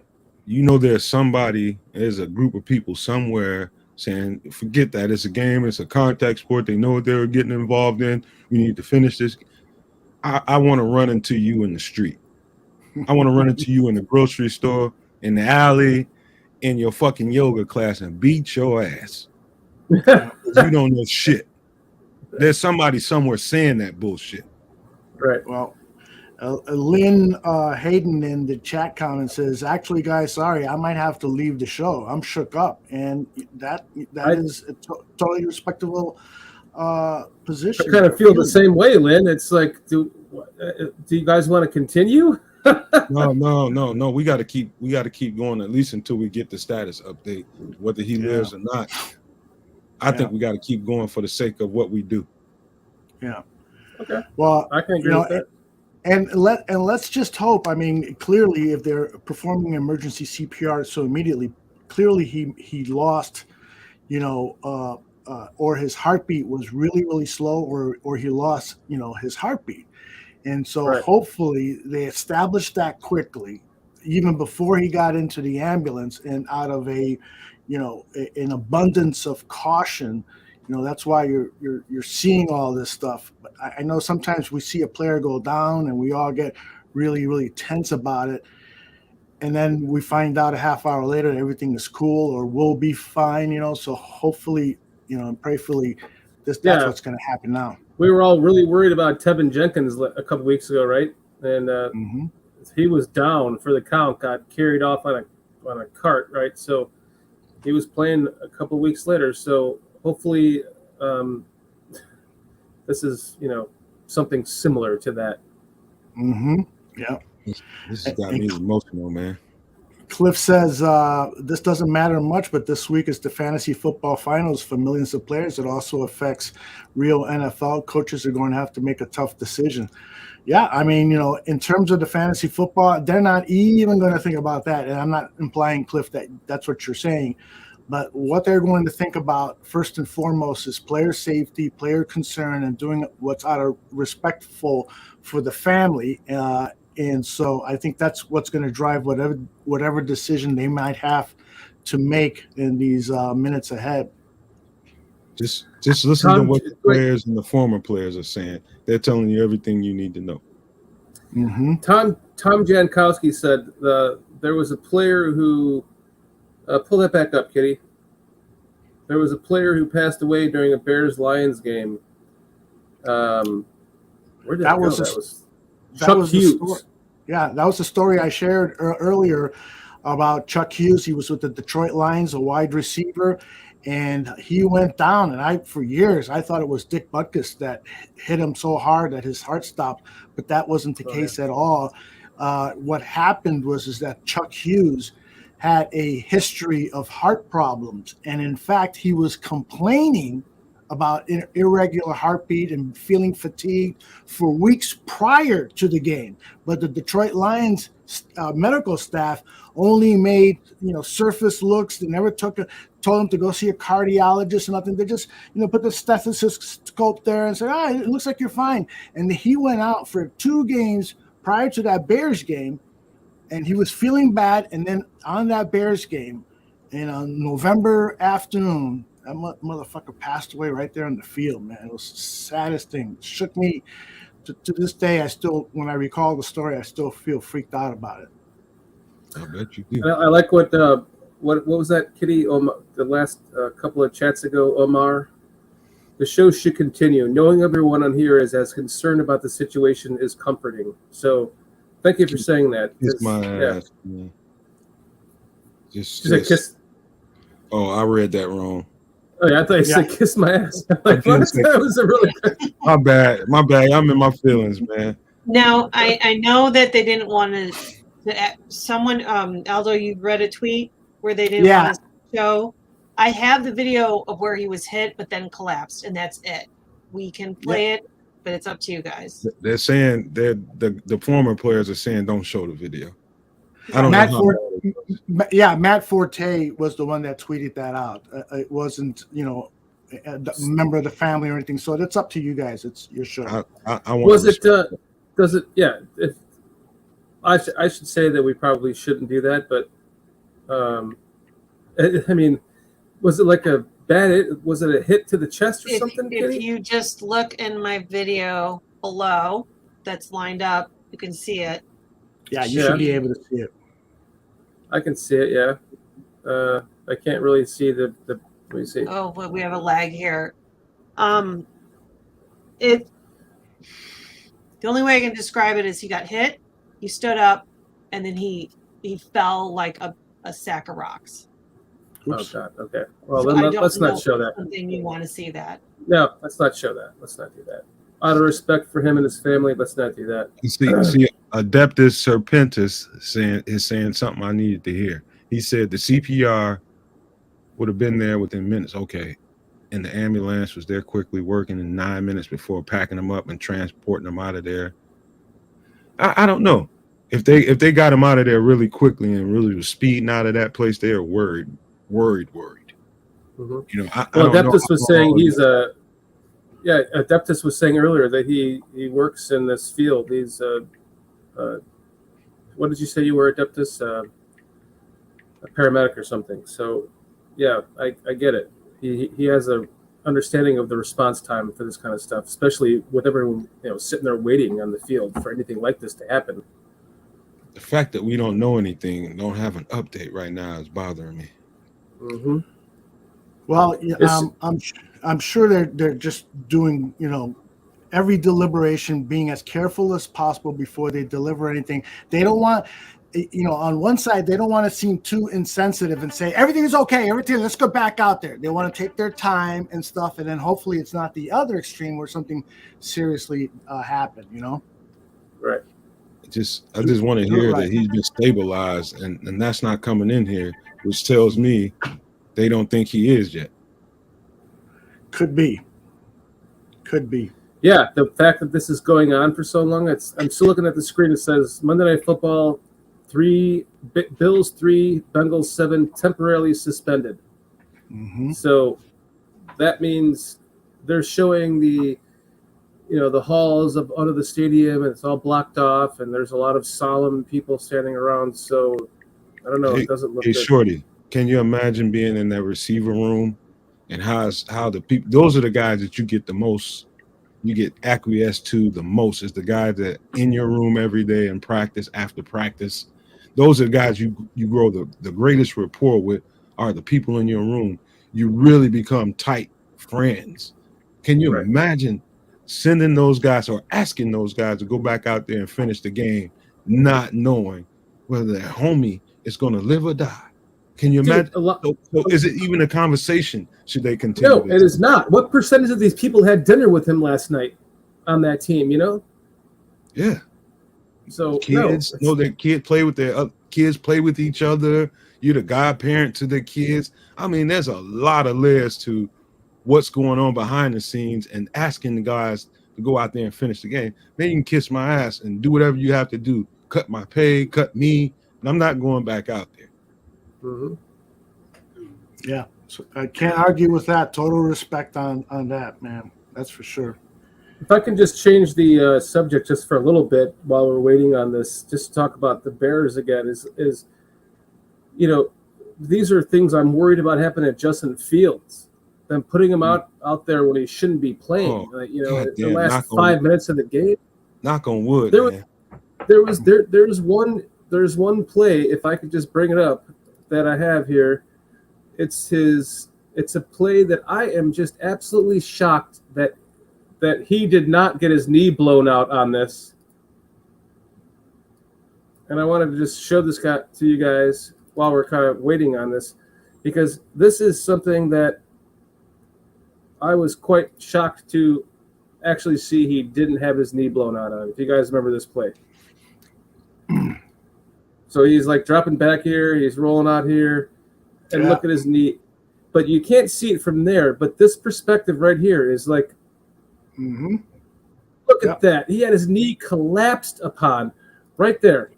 Just absolutely collapsed upon. And why is this team, Aldo, can you actually give an explanation to this? Why are the Bears playing him in this time when they should just put, number 14 out there and let him throw 4 interceptions to end the game? Yeah, that's such a tough question. We all want to see him get as many snaps as possible so that he can improve his play. You guys started the show with some good discussion about Justin Fields' show, and there's people in the chat room who are growing more and more doubtful about whether Justin Fields can ever become an accomplished passer in the game. And the best way for him to become that is for him to play.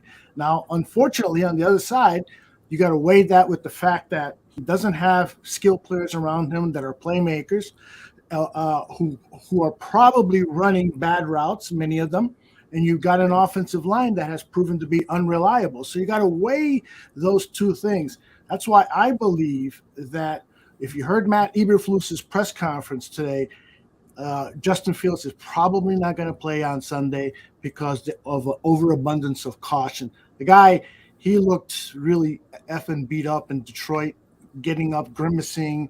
You know, he stopped running after a while. You know, that can't be good. It was because he was trying to protect himself. So you saw some plays where he was like physically just exhausted, and it was in the first quarter. Mhm. So I kind of brought this question up to Kitty today. I was like, he is a vegetarian. He might even be a vegan. I'm not sure exactly to what extent, but does that have not anything to do with, you know, not shitting on anyone who's a vegetarian or a vegan, but when you're playing in the NFL, do you need that meat protein in your body to strengthen your bones and your muscles? Because he said after the last game when he was having cramping that he just needs to start having an IV before the game, which I assumed that he had the IV before this game. So if he's cramping up after 105 yards in the first quarter, does that have anything to do possibly with his diet? Do you guys think? Go ahead, Nomad. My mind ain't there right now, man. All right, brother. I'm sorry. I'm just trying to take our minds off of this solemn, moment right here because we're still waiting for an answer, and this is still a Bears content, channel. So we're not being insensitive. I'm not trying to be insensitive. I'm just trying to kind of keep our minds on. I Bears. I don't think Nomad was claiming anyone was being insensitive. Just out of due respect to Nomad, he can't talk right now.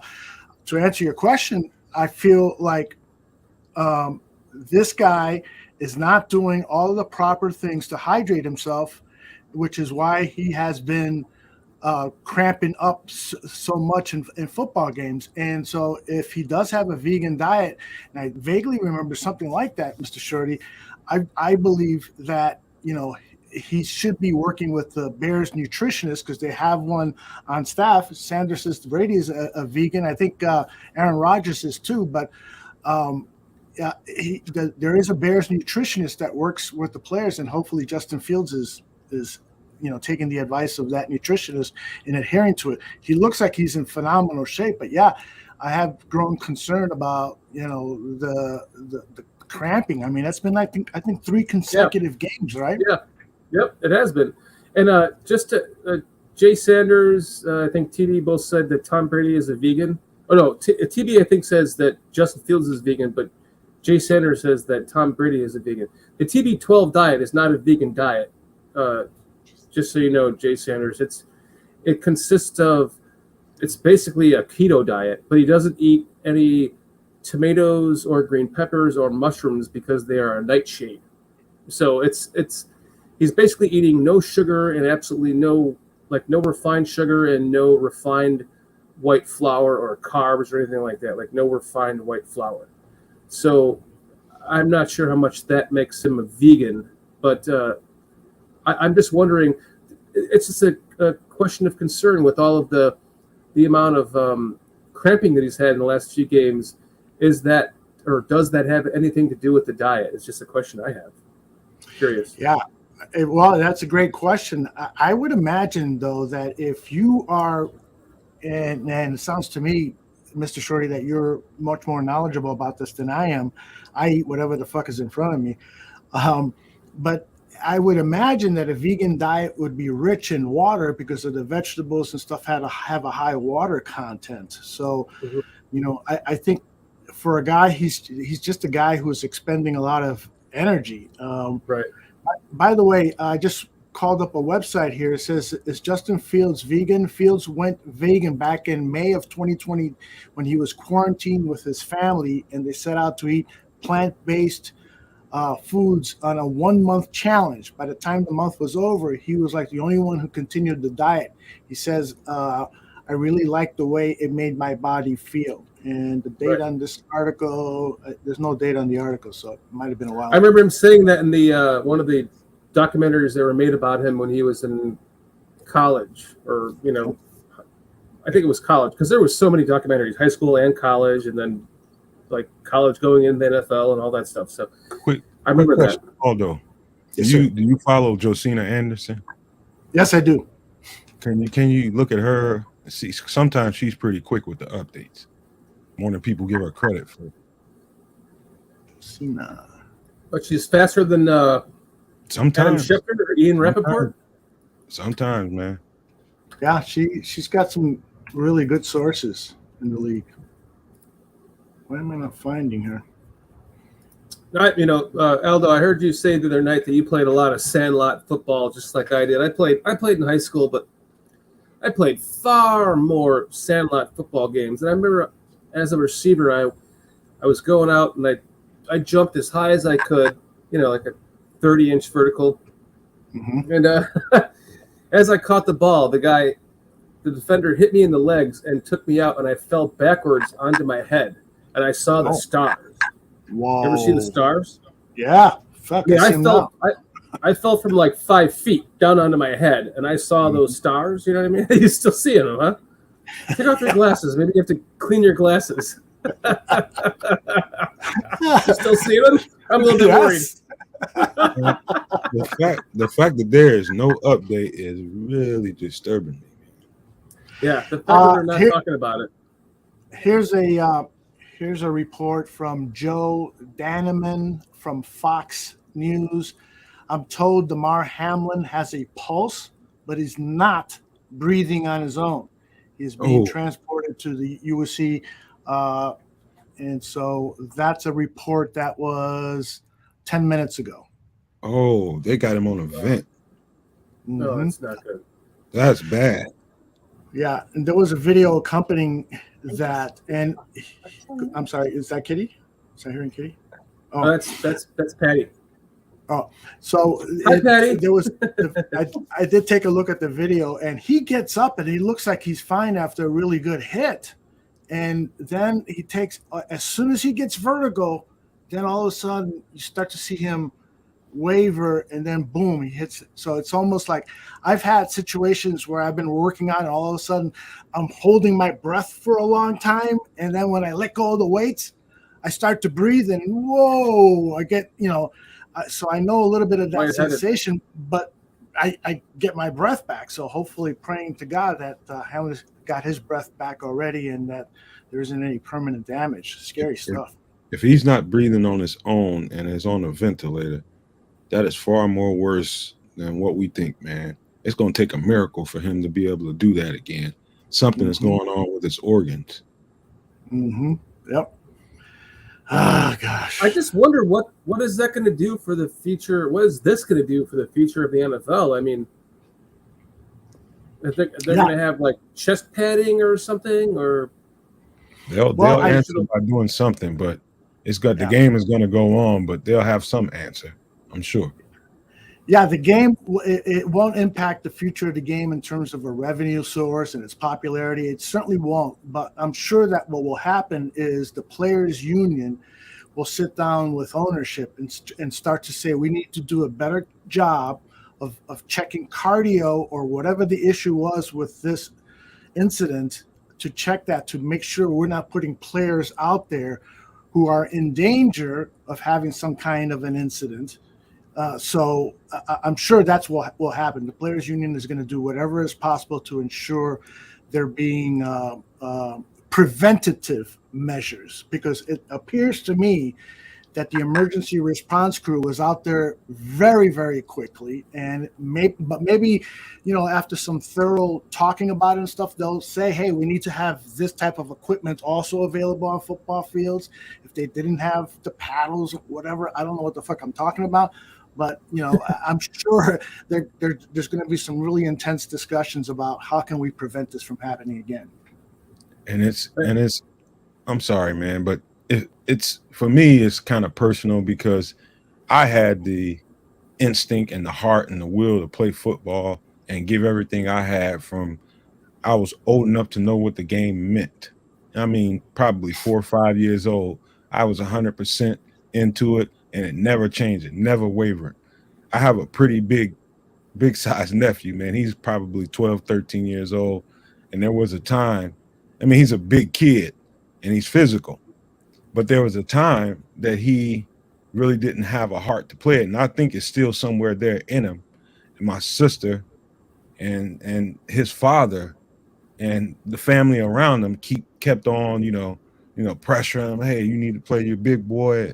I'm like, and she called me one time, and I'm just like, as much as I love that boy, And as much as I know he's probably got the body to be able to play this game, probably at a high level, I want to know if it's in his heart.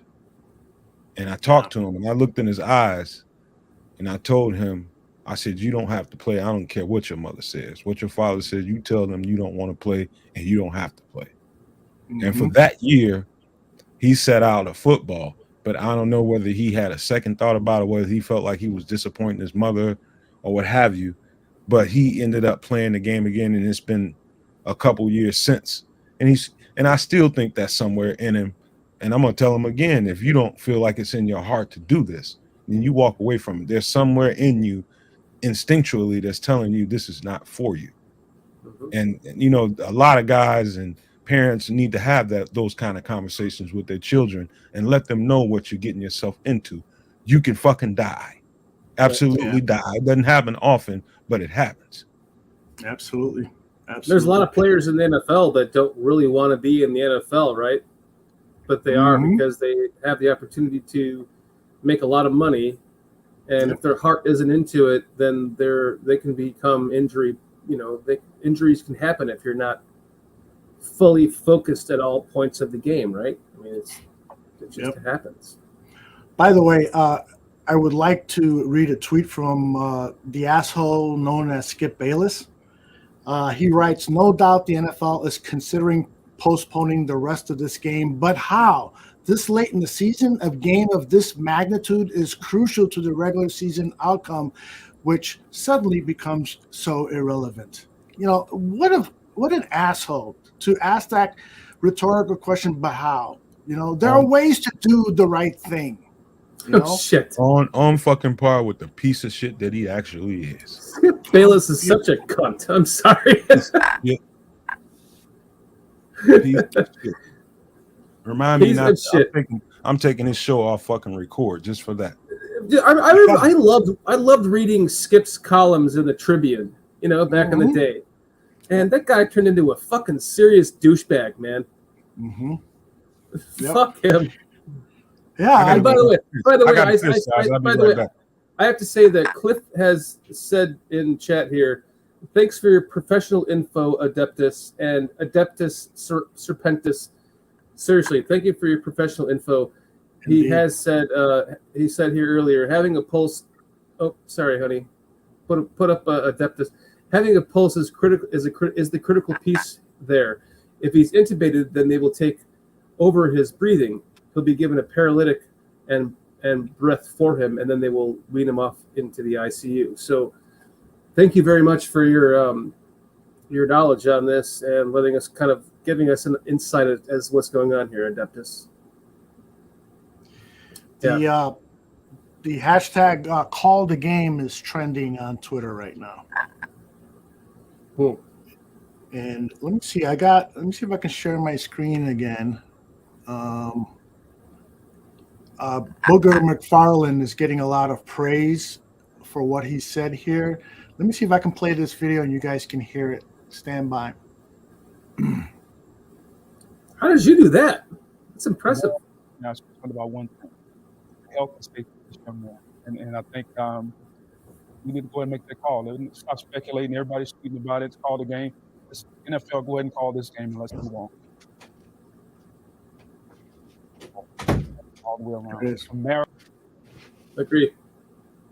Oh, Podfather there, adding shit to just coming in as a guest and adding shit to the show. Good job there, Podfather. What just happened there? He was showing Booger. I seen Booger McFarland. I'm gonna tell you what happened. Aldo just came in here and took over the show as a guest, and somehow got a fucking upload into here of Booger McFarland. No, that was good. I want to hear what he's saying. Booger, you didn't hear it? I had it up. I just walked in. Oh, okay. Let me see if I can put it up again. Booger basically said, let's call this game NFL. Let's not fuck around here. Oh shit. Let's see what did I do with it? I mean, we got Don Byrne here, saying just end the damn game tonight. By the way, Don, he played the game. Go fucking kick some ass. Go kick some ass, Don. Are you guys hoping that the Lions win against the Packers? Of course. Fuck the Packers, no matter what way you look at them. fuck the Packers inside and out, upside and down, left and right, and whatever other way you can figure it out. Go fucking kick their ass, Don. Come join the show next week after you beat the Packers. Talk about it. I would love to hear you. God damn it. All right, let me play this again for Nomad. Right now, all the way around. America right now is concerned about one thing: the health and safety of this young man. And I think we need to go ahead and make that call. Stop speculating. Everybody's tweeting about it. Call the game. Let's NFL go ahead and call this game and let's move on. There you go. It's easy. Nothing to think about. If you're Roger Goodell, you make that call and you be the Don Dada of the NFL like you're supposed to, and just without anybody having to discuss it. Hey, this is over. We'll figure it out after this. But right now, for the sake of anything worthwhile, good in this world, stop this game, send these guys home, and let's figure out what happened with this young man. Yeah, there was a picture of the Buffalo Bills equipment being loaded, and so while there's no official announcement yet, it appears that the game will be called. Just if we can surmise that by the equipment guys starting to pack stuff up. I mean, I didn't mean to laugh when you were saying that. I was just reading in chat. Someone said, "Nah, I hope the Packers win." Caesar says, "Nah, I want the Packers to win so they can lose to the Niners in the playoffs." man, fuck that game. Who's thinking about And I can certainly understand that brotherhood that Nomad is talking to and having a visceral reaction to. You can hear it in Nomad's voice and stuff.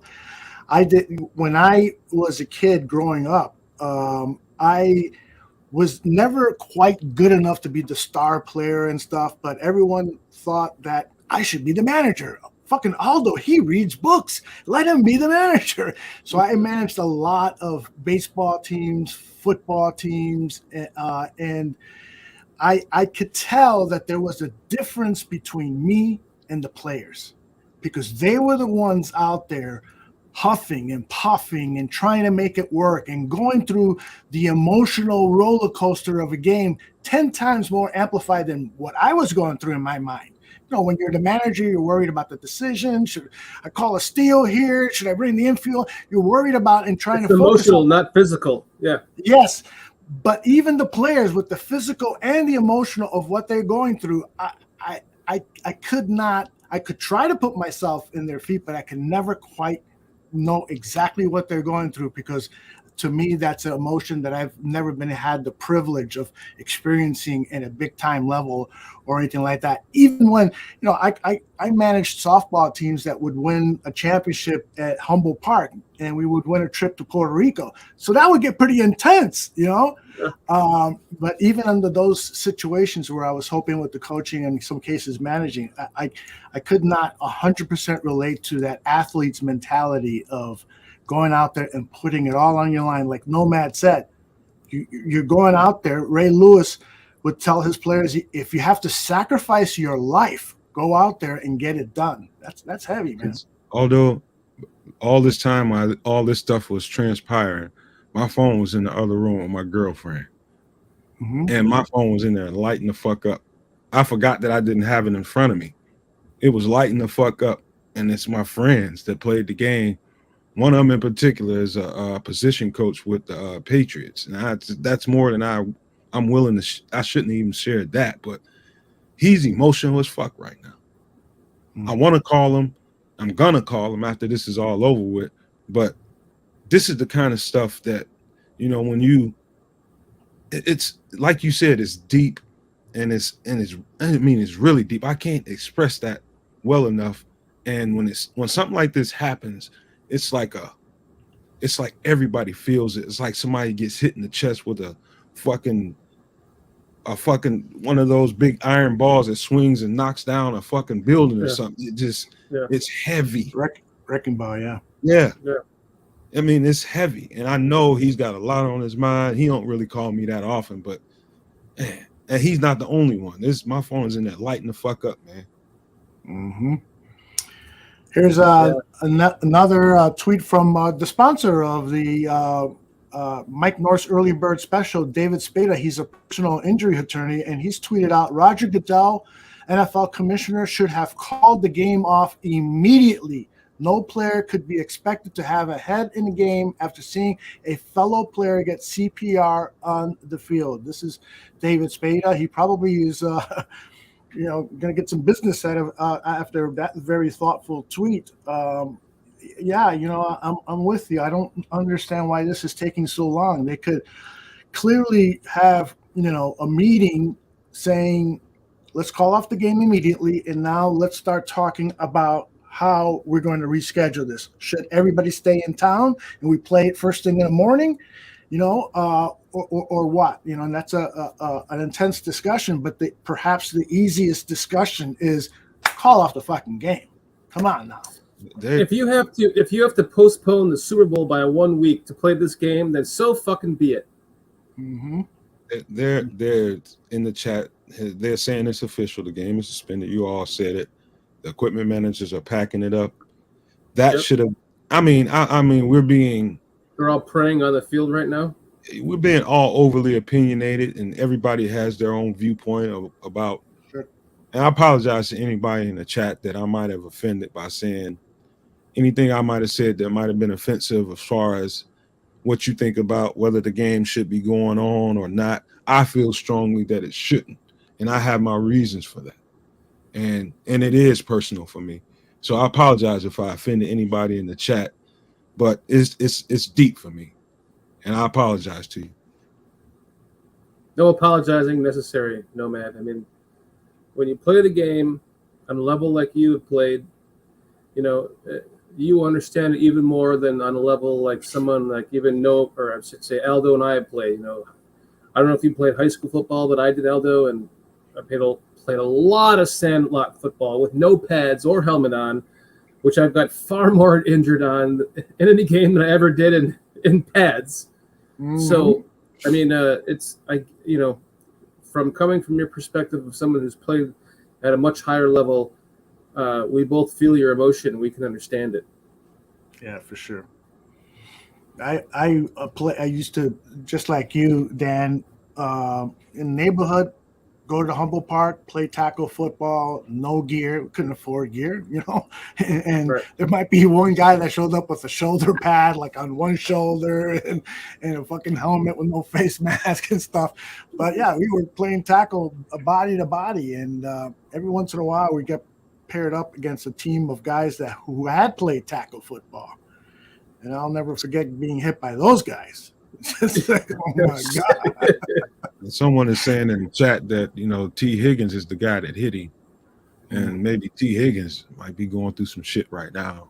Fucking hey. He shouldn't be, but because he was just playing the game. But you got to imagine what that might feel like for him if this guy. Human being, man. Of course he's going to go through that, right, Nomad? I mean, if he was the one that made this whole thing happen, I mean, that's the other element you have to think about when postponing this game or whatever they're doing with it is that, the other end of it, the person that was involved in that, how can you possibly continue this game from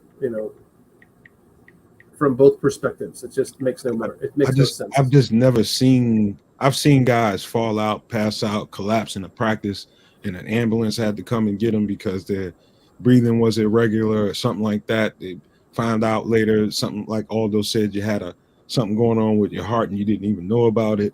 I've seen that kind of shit happen, but this is a bit much. I've never seen a guy in this predicament. I haven't seen any of this, but from what everybody's describing that happened, this is pretty much unprecedented in my era of watching football. And I would like to just, Kitty, pull up Don Burr's comment again, because Don Burr likes to come in and talk shit, but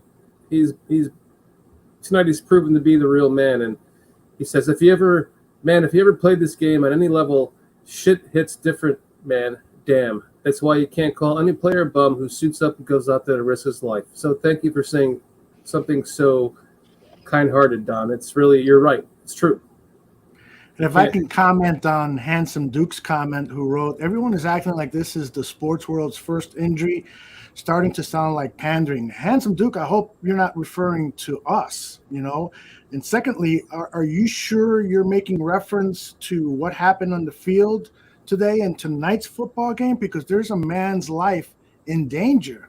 I mean, they had to put him on a ventilator and perform emergency CPR. This is more serious than a broken leg. This is much more serious than any of the broken legs that you've seen for star quarterbacks, Joe Theismann back when I was a kid, to more recently Dak Prescott. And so this is much more serious than Jim Miller, Miller, our tight end on the Bears, Miller, with his leg injury. Yeah, Zach Miller. Now, that was a serious one because he apparently lost so much blood that by the time they got him to the hospital, it got really, really serious. So it's on that level and beyond. I mean, this young man, this is serious. So hopefully, Duke, we're making reference to other people in the social media. This is a serious shit, man. Yeah. Come on, Duke, my dog. Where your heart at, man? Yeah. I mean, we coming in here to try to make light of a Bears loss to the Lions, and all this shit happens in real time in front of our eyes, and we're just trying to make sense of it. This is a person's life on the line, not a person's leg or a person's career. It's their life. It's really sad, actually. Robbie just made a great comment. There's a certain amount of time that you can not be breathing, that it can do some permanent damage to you, whether it be cerebral damage, even parts of your organs, your lungs, anything. There's parts of that that's a factor here too. So that being said, I mean, it's a lot, and not being any breaking news on whether this guy is stable or not is fucking with me. Just really fucking with me. You're right.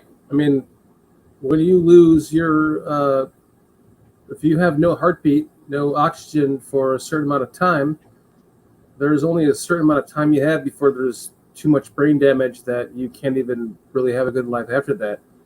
And, it's almost, you're going to be on the machine until, someone says to pull the plug. So let's just pray that this does not come to that he is able to, come back, get his senses back, and continue to please don't play football again, but just continue to have a good life after this, They're saying he's in critical condition. That's the word. Yeah, they're saying I'm seeing on the TV, 24 years old, 6th-round pick in 2021 draft by Pittsburgh, injured at 8:55 Eastern time, left stadium by ambulance at 9:25 Eastern time, according to ESPN's Ben Baby. That's what I'm reading right now on my TV. So, and for anybody that's thinking that we're trying to gain something by still being on air while this is going on, this shit happening in real time, and I'm having real time reactions, as is everybody in this on this show, and it's a pleasure to me to be able to let you guys go through it with me, and we go through it with you. These live reactions, that's important to me because it shows that there's more humanity out there than it is anything other than that. It's just we live off of Bears content and football content. Why not have the respect? Yeah, I mean, I think that is what this community is all about. This is more than, putting information out there. This is about the friendships that we've developed with everyone that visits the Bar Room and Bears Country podcast channels. This is about, having, we've developed really good friendships with so many of the people who frequent our shows. And to be able to talk about this, to hear and read what you're thinking out there, and for us to share our deepest emotions and be authentic and open up about this. This is all about, a family, a community.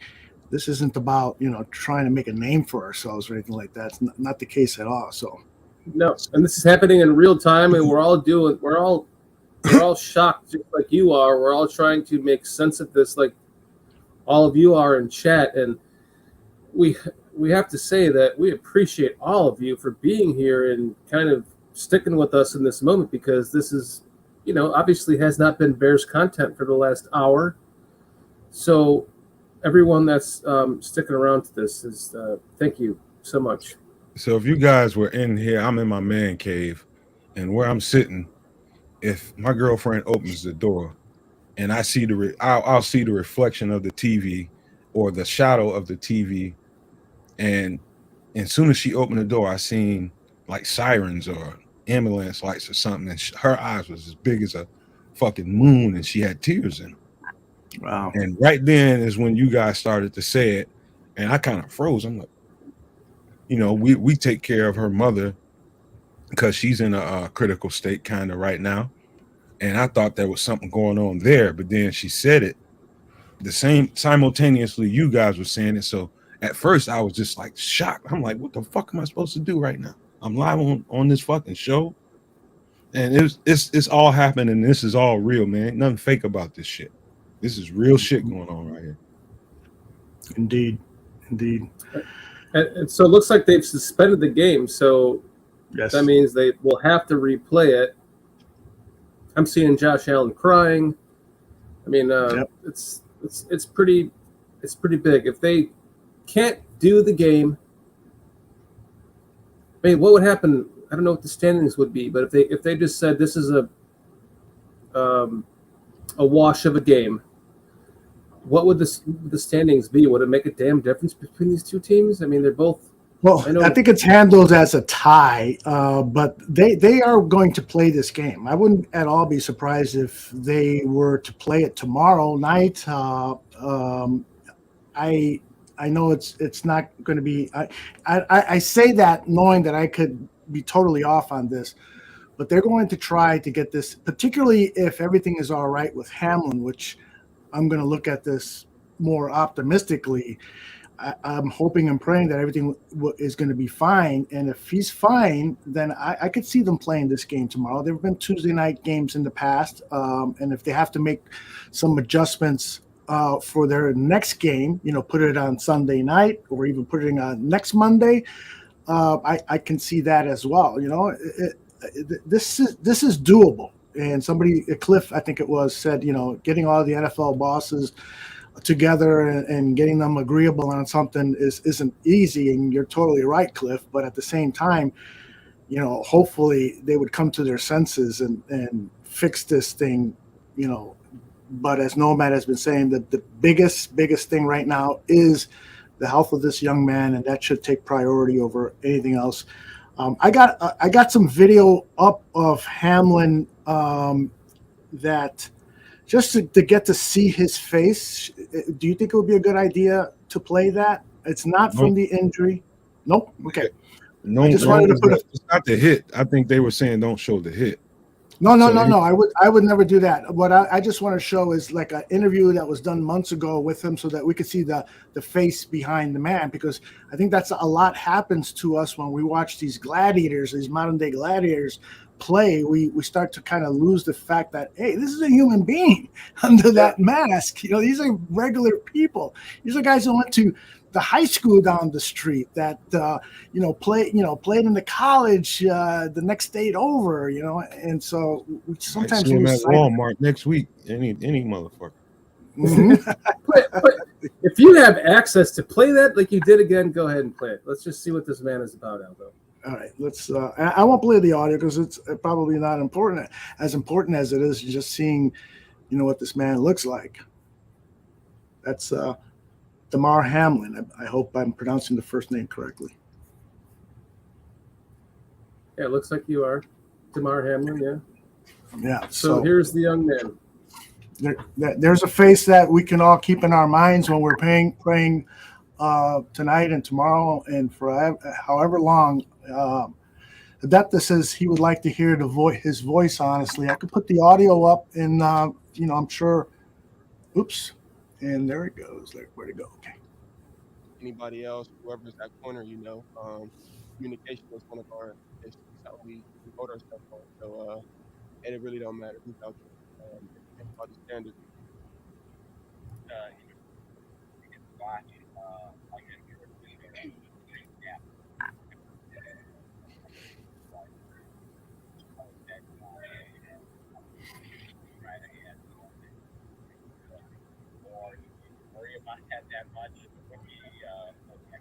Yeah. So like when I first came in last year, it was pretty hard. Kind of like I was in the process to kind of just know what I had to do, and then just trying to disguise what I had to do and do what I had to do was a tough task. But this second time around, I'm feeling more comfortable in it all, and I feel like I'm right where I need to be. But just going back watching Jordan and Micah, just watching how they do it, learning how they do it, definitely helped me out on how to put it together myself. So that is Damar Hamlin. Get a little taste of what he sounds like, what he looks like. He is 24 years old, born in 1998. Was a 6th-round draft pick in the 2021 draft. Pittsburgh drafted him, right? Correct. Damar Hamlin is a tough mother. You know how small that guy is? To Yeah, be playing in there with some yoked up monsters. I mean, these guys are yoked up. Look how small that guy is. You know he's got a heart big as a fucking mountain. You don't even have to be that small and to be able to play that game and be as physical as I know he has to be. That dude is heart biggest. And so if there's any chance he survives this, it's because of what that ticker he's got inside of him. Yeah, man. We're praying for you, Damar. We're praying for you. Yeah, indeed. The NFL statement says tonight's Bills-Bengals game has been postponed after Buffalo Bills' Damar Hamlin collapse. NFL Commissioner Roger Goodin announced this was posted about 15 minutes ago now. Hamlin received immediate medical attention on the field by the team and independent medical staff and local paramedics. He was then transported to a local hospital where he is in critical condition. Our thoughts are with Damar and the Buffalo Bills. We will provide more information as it becomes available.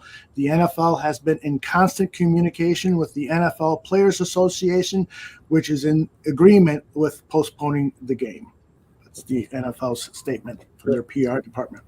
Robbie is saying the sideline reporter is in tears right now. Yeah.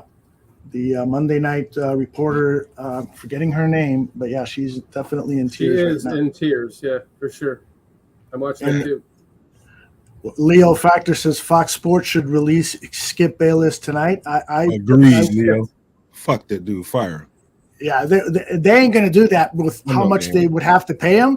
But it would be a good idea for them to suspend him, without pay. Maybe they can get away with that under the contract, because you should really be very fucking careful before you hit that send button, man. Because a lot of times, Aldo, do you believe that there are people that don't have a soul and don't have normal human emotion?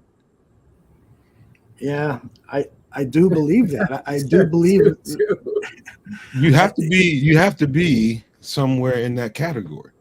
Yeah, I do too. I think that he is in that category. I really do. Skip Bayless. Yeah, and maybe he is, maybe he isn't. I don't know, but I do believe brains come in a lot of different forms and sizes and a lot of different neurons and stuff. And sometimes those neurons get in the way, and that's how you get serial killers. That's how you get, a narcissist is somebody that doesn't have a self-conscious. Becomes president one day. You can interpret that as you want, chat room. Some people are going to say Obama, some people Trump. I mean, there are a lot of people with heavy wagers and shit out there that, that being said, there's a world out there that exists that's out there. That's a part of our culture and our society. Yep. That being said, who cares? Mm-hmm. I mean, you bet your whole farm and your whole existence on this game. How many people done that? You know what I mean? Right. So I mean, I don't.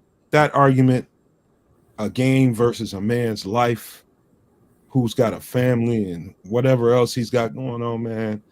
Miss me with all of that shit. I'm not interested in hearing it. 6th round draft pick, trying to make it in the NFL.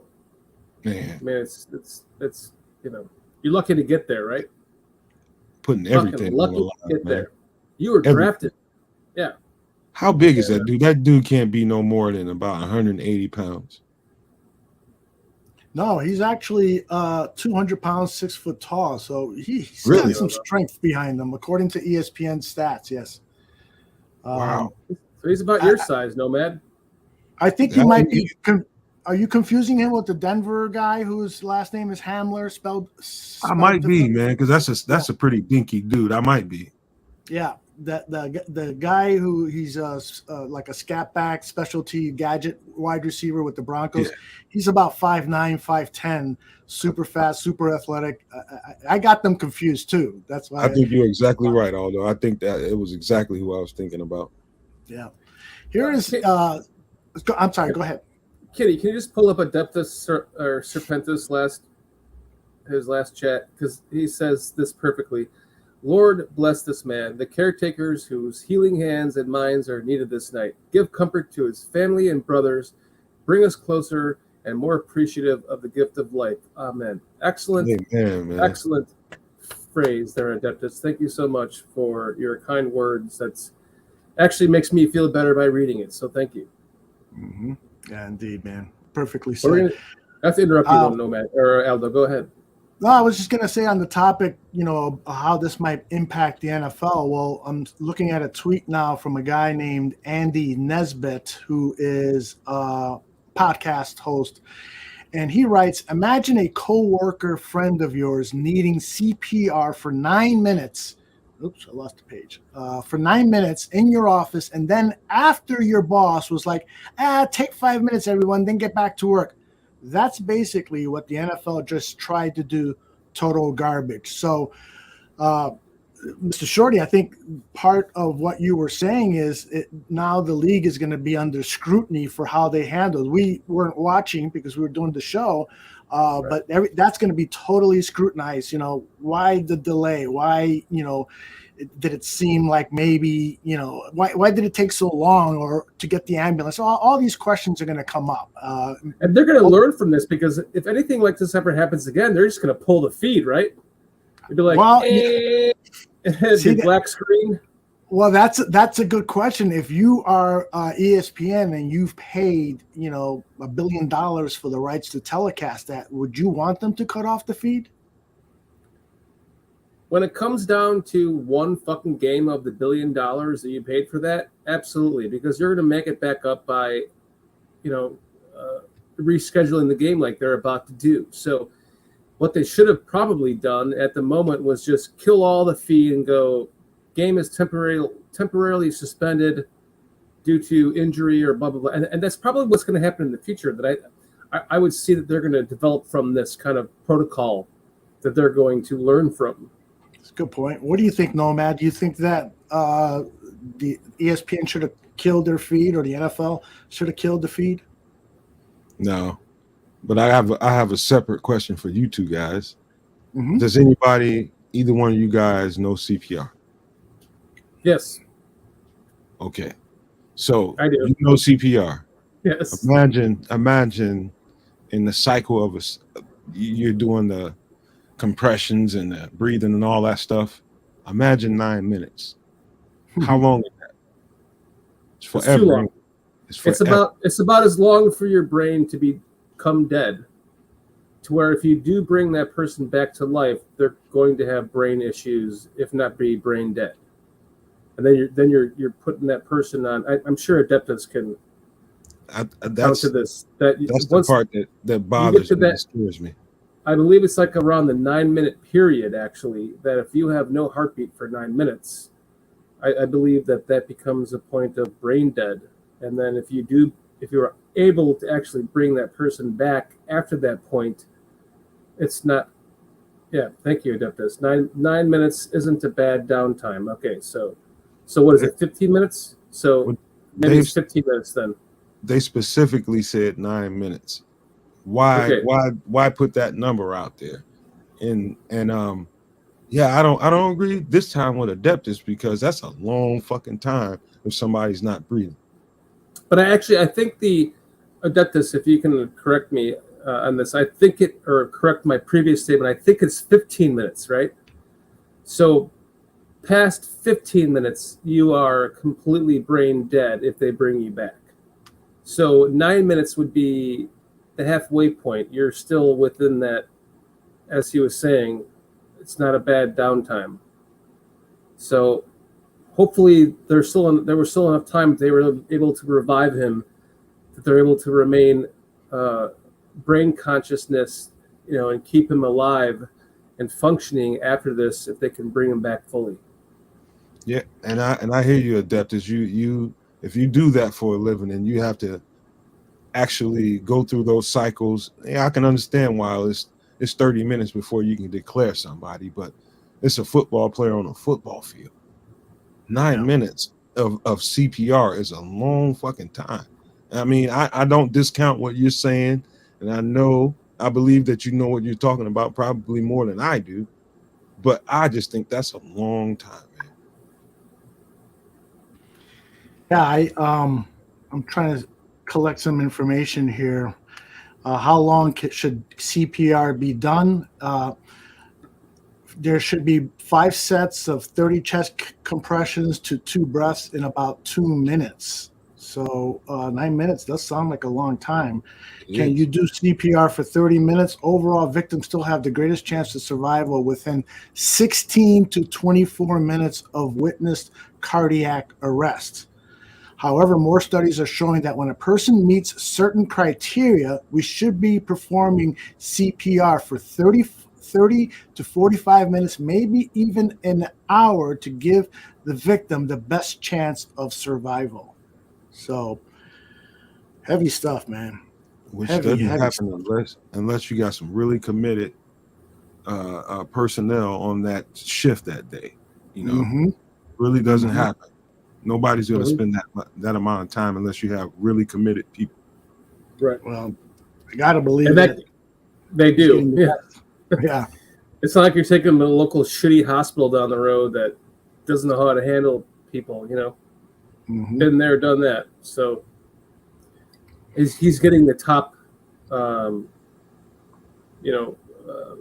care that he could get from the NFL and everyone involved in all that, Laz, positive thoughts. Yes, Laz, positive thoughts. Indeed.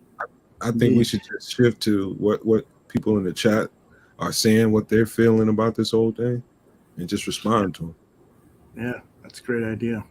I agree, because everyone here is blowing up in chat what they have to say about this tonight, and it's kind of overtaken the whole Bears-centric podcast, because who gives a fuck? So let's just see what you guys have to say about this. Well, I love having you here, Aldo, because I can take another piss. You go take care of business. Make sure you wash your hands before you touch your penis, is what your wife told me. That's right, you dirty motherfucker. Oh, I got you. I'm going to...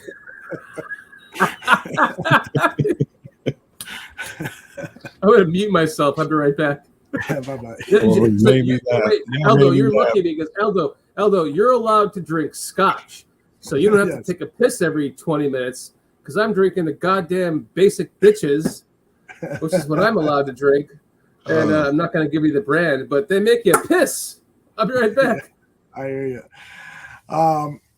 Adeptus says only 9 minutes of CPR is actually a really good sign, because I'm factoring in the amount of time it would take for the paramedics to get on the field. They only worked him for a few minutes beforehand.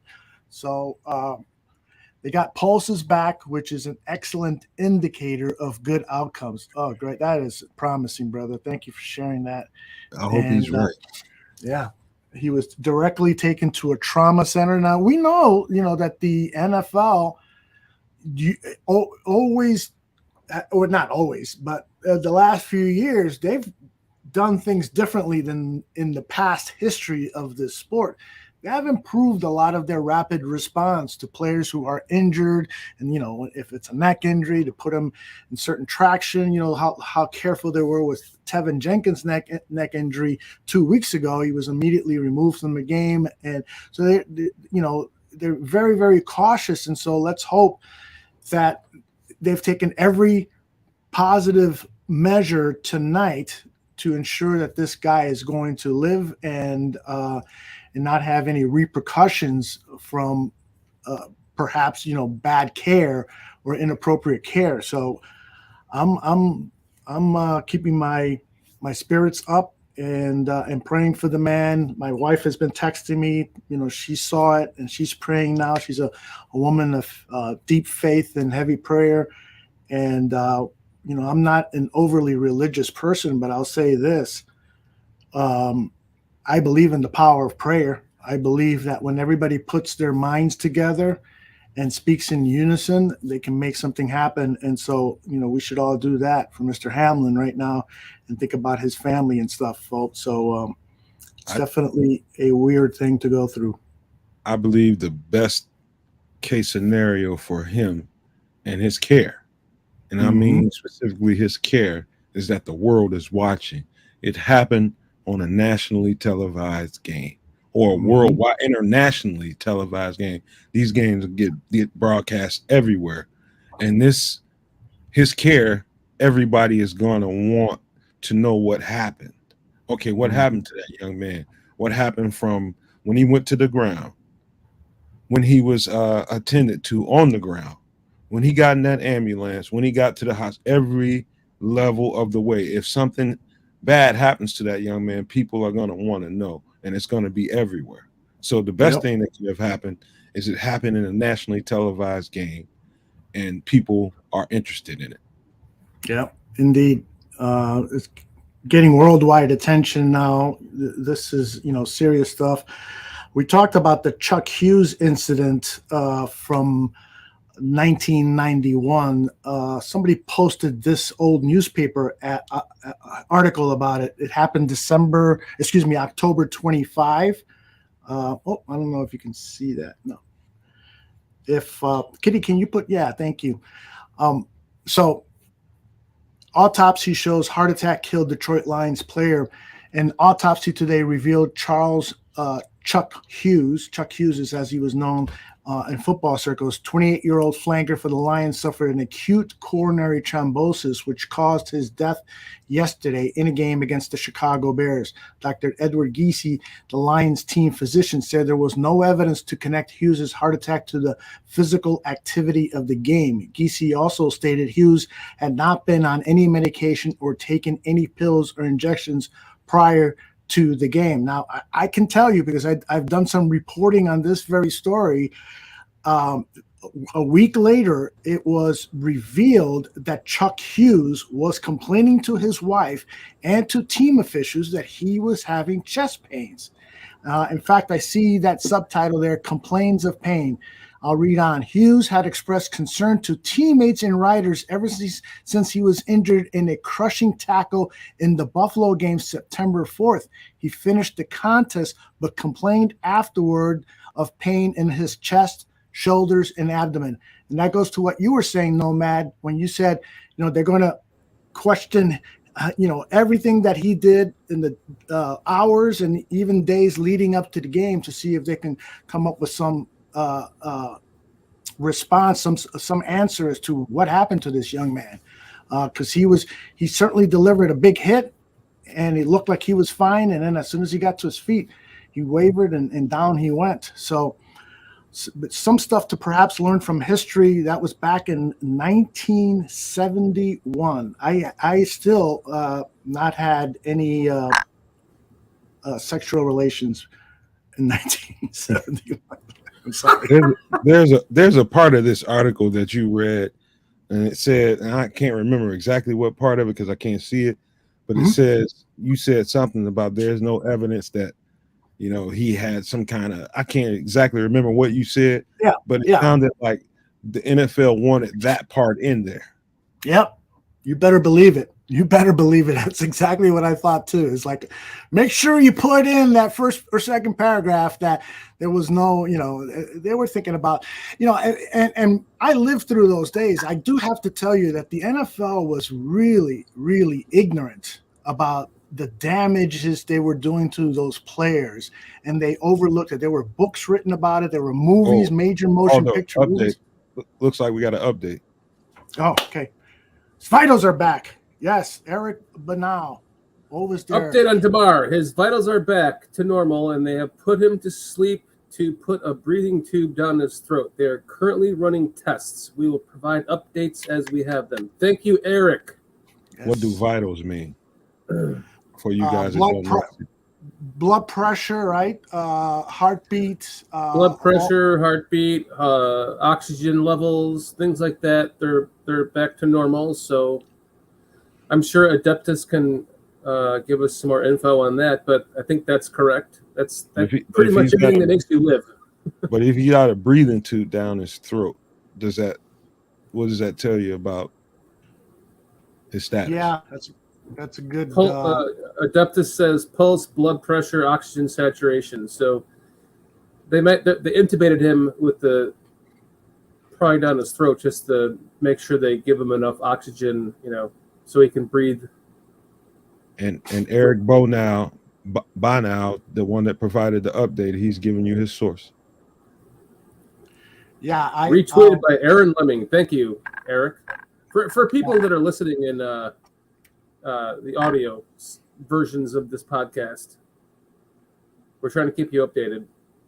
Yeah, I know Aaron is a good source for information.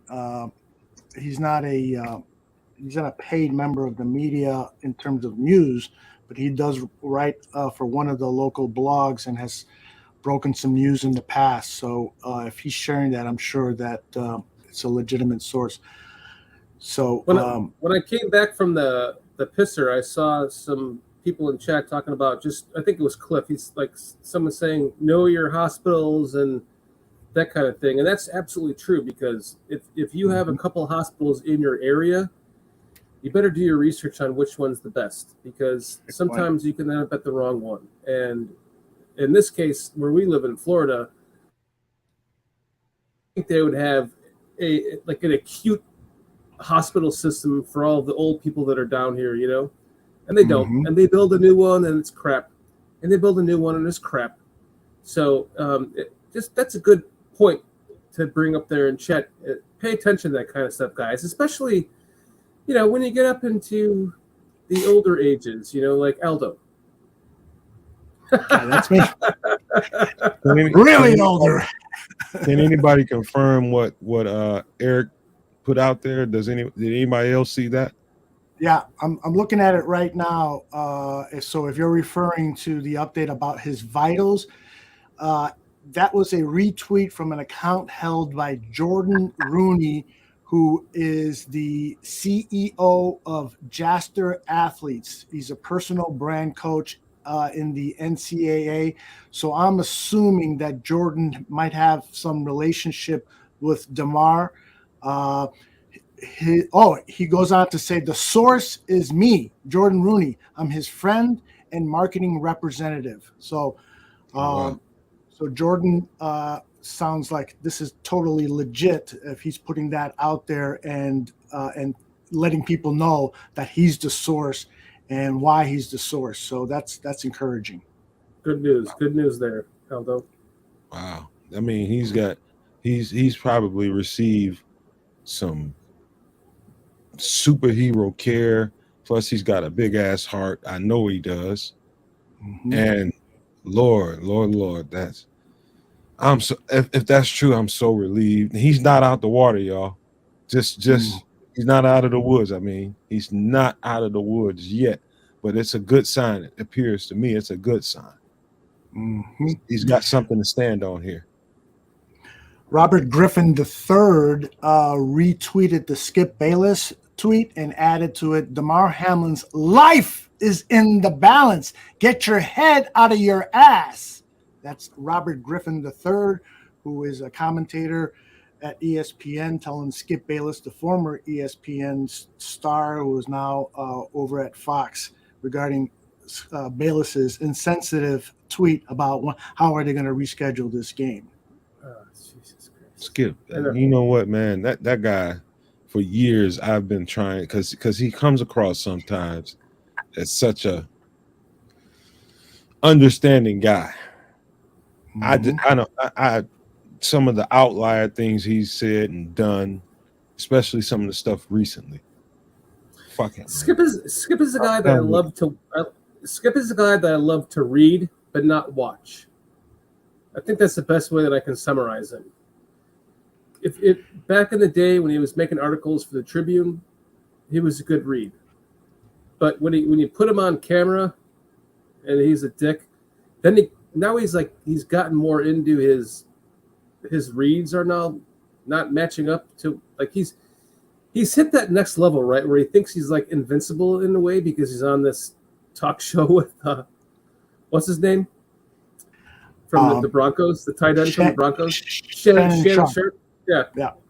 And he's like one of those guys where his fucking head got too big for himself.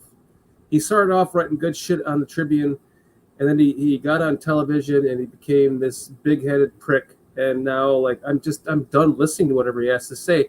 And I hope he kind of ruined his career tonight with what he said, because fuck that shit. Mm-hmm. That's so sad, man. Yeah, there's a lot of guys in the business who find that one thing that, oh, this is what can catapult me into being a star. I'll act like an asshole. And there's been a lot of people who have done that. Those are the people I respect least in the business. I know, and I love how you like brought Aldo. Thank you. For Dan Wiederer. I mean, you got Dan Wiederer on there on your show, and you gave it to him. You gave him the question. You did it so professionally, and you're such a great interviewer, and how you did it, and you got him to answer the hard questions, and he's such a fucking professional. He answered them correctly. Yeah. But thank you, Swifty. Seriously, you could do that. Try to get who we're talking about right now. I'm losing my train of thought. But just get him on the show. Talk to him. Try to get on the show. You can do it. I know you can. Interview. I would love to see it. I'm on it. Mike Diaz wants us to post that clip of. I don't think that's probably not a good idea. I think there's so many people, Mike, and this is not my decision because this is a joint venture with Bears Country Podcast and the Barroom Network. But Bears Country Podcast has editorial control over this show. So it's his decision. But I think there are so many people saying, don't show the clip, that out of respect for those people, we should not. It's easily available on Twitter. It can be found there. But I think Mr. Shorty has made the decision not to show it. Listen, what's it worth? I'm sitting here with my man Nomad, and he's a former Division I college football player, and that's far greater than I've ever accomplished in my football career. And him saying that he doesn't want to see that replayed, that's enough for me. I think that should be enough for everybody else too. And like you said, Aldo, you can find that anywhere on the internet. Just go look at right now, because it might be gone tomorrow, but you might be able to find it right now. Mm-hmm. But I just don't think it's proper to show it. It's kind of like that, that Zach Miller injury that you just don't want to see over and over again, having his, or the Joe Theismann injury or anything like that. You just don't want to see that. And this is much, much, much fucking worse than that. So, Mr. Shorty, go find it on your own time. Mr. Shorty and Aldo, I think for a good while there's been too many people, for the sake of content providing and just wanting to boost their to boost their image and whatever, that are willing to do anything for shock value. And I'm one of those people who feels like I'm willing to not do so many things for shock value. I don't want anything that's coming to me as far as a blessing, whether it be monetary, something, fame, whatever it might be. I don't want it that way. I want to be able to appreciate how I got it or how it came to me. And I don't want to do shit for shock value. You right. If you want that shit, go elsewhere and get it. Right. It's easy. You know where to find it. Go find it there. Yeah. I'm glad that we're having this discussion, because there has been, over, again, talking as the oldest man in the room and the oldest man in North America, I do remember a time where civility was the first and foremost thing that people would make when they're making business decisions. And then all of a sudden, somebody makes $1 million with some sensational headlines, and then it happens on TV and so forth. And now it's permeated social media, where you see a lot of questionable things being put out there, and the primary motive is, I put it up there first, or wow, look at this, auto accident and stuff, and it's more to get attention for yourself as it is for legitimate sharing of information. And that, I think, as a former journalist, I worked for 7 years at WBBM TV doing some news reporting. I had to do a crash course in journalism because I really had no formal education for it. So from the news reporters that I worked with in the newsroom, they would, teach me what are some of the journalistic ethics things that I had to follow. And I'll tell you what, man, today's newsrooms are totally fucking different. They're much more TMZ, what is called yellow journalism, sensationalism journalism, and it's a lot less serious, in-depth reporting. I used to work at a time where we would do 4 or 5 minute news stories on a topic. Now it's 60 seconds, 70 seconds. Because there's so many different places everyone is able to get their information from now, right? With all the people putting out their social media information and their videos and the information that's coming out, just you're able to, now they're using that as a secondary or third form of content that they're able to pull from, and that just adds to it even more, right? It makes it even, it's got to be impossible to keep up with. Hey, Shorty, if you and I were witness with cameras and a phone to Aldo getting mauled by a pack of wild hyenas on a safari, which one of us would be the first one to put that tape out there? Neither of us, because I've been trying to help his ass. It's that asshole with the camera. You're like, why are you fucking helping that guy? There's like, I remember seeing a video. My sense of humor. My sense of humor is coming back. I'm feeling like the guy might be okay, but yeah. I remember seeing a fucking video of like an 85-year-old man on a bus, and someone, I think it was a woman, kicking him out of the bus, and he like fell.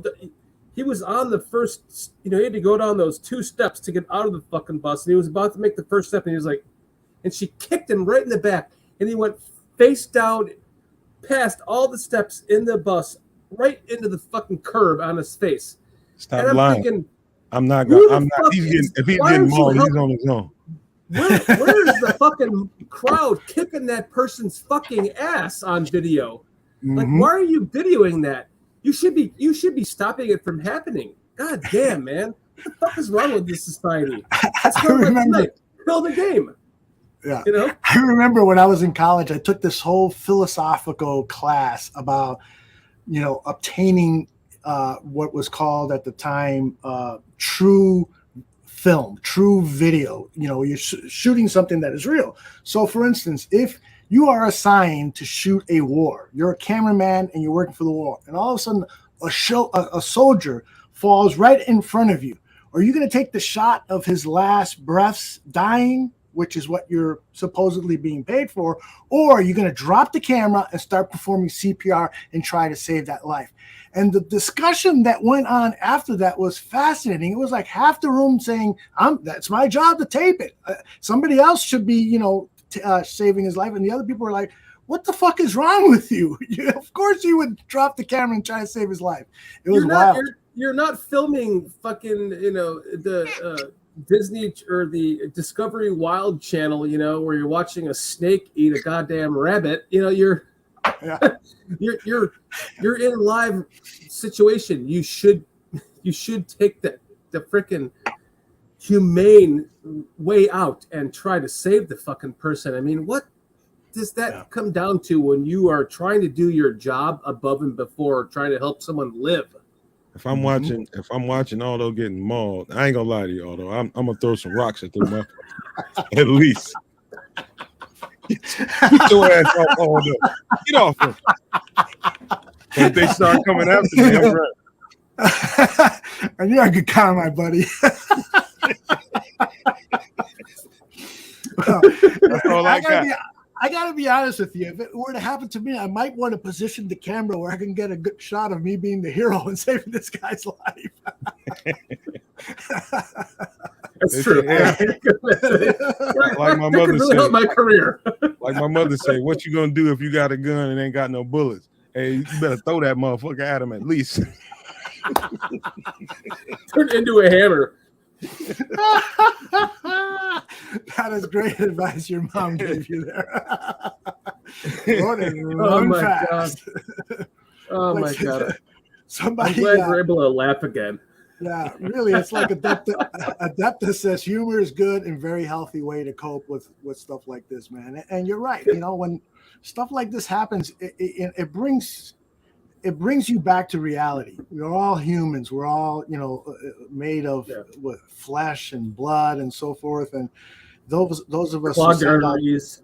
Yeah, those of us who send tweets out that we're worried about rescheduling the game is not a good thing. I don't know if Bayless has retracted that or issued an apology, but he certainly deserves to everyone on social media an apology. Let me see if he's posted anything. Swifty says, "I'm so glad I came here. You guys made me laugh." Swifty, thank you so much for saying that, because that means a lot coming from you, man. You've been kicking some fucking ass over there on your Swifty Sports Network, and seriously, man, applaud to you, dude. You must have quit your job by now, because you are kicking some fucking serious ass. And anyone who doesn't know who he is by now, go check him out. You've been laying the pipe, buddy. Hey Swift, if I see somebody fucking you up in the streets, all I can do, I might throw a bottle at them motherfuckers or something. That's it. I'm running right after that. I'll be like, your wet ass snowman ass. I'll be Swift. I'll be right back. I'm going to go for help. Hey, I'll be right back. Y'all making me pissed, man. And then you find me at the bar, you know, having a drink. Oh shit, there's something I forgot to do. You can tell who's drinking beer or seltzers on this show and who's drinking liquor, because you're not the one pissing it yet, Eldo. I got this from Christmas for my sister-in-law, and I'm like, why the fucking tiny bottle? What the fuck? What happened to the big $45 bottle? They come in all these different shapes. You're like, well, that can't be a 750. It's got to be a 250, right? No, that's a 750. How is that even? It's weird how they shape the bottles and it's all the same size. Yeah, it's really weird. Swift, I'm just kidding, man. I'm dying for my brothers. That's one thing that, you know, I have stayed up at night. Have you ever guys stayed up at night and think about heroic moments that you could do, you know, save somebody's life, you know, do something heroic? I fucking fantasize about that all the time. I always fall asleep by the time I rescue the person or whatever, but when I think about it, Swift, you're in my dreams. you ever have a dream where you're like where someone's, I have this dream all the time where someone's chasing me, and I'm like running for my life, and then I have a gun on me, and I go to like actually save my life when someone's about to shoot me with their gun, and I'm like, why doesn't the trigger like doesn't pull every time in the dream? It's like, you ever have those dreams where you're trying to dial the number from, you're in a frantic moment and you have to dial someone's phone number, and you're like 657-86525. Fuck, it's not that. It's 835-6745. Fuck, why can't I do this? You know, and those dreams are like the ones that like fuck you up the most, because you wake up the next day, you're like, how could I not remember my own mother's or my own wife's phone number? I mean, obviously nobody can remember anyone's number anymore, but I'm talking about back. You know, this is a dream I had years ago. Nomad, you had dreams like that where you feel a sense of hopelessness? I did. What? Oh, I thought you were taking a shit. Okay, you're back. Oh, he's what back. happened? I was just wondering if you ever had dreams like Shorty just described, where you have this feeling that you're trying to help someone, and it's a feeling of helplessness. Like he was saying that he has a gun and he's trying to fire it for self-defense or to help somebody, and the gun isn't working. The trigger won't pull, or like you're trying to dial a phone number to because you're trying to dial like your mother to save her life or whoever, and you're like 8, 5, 6, 7. You can't dial the number. Every motherfucking week trying to explain football to Bears fans.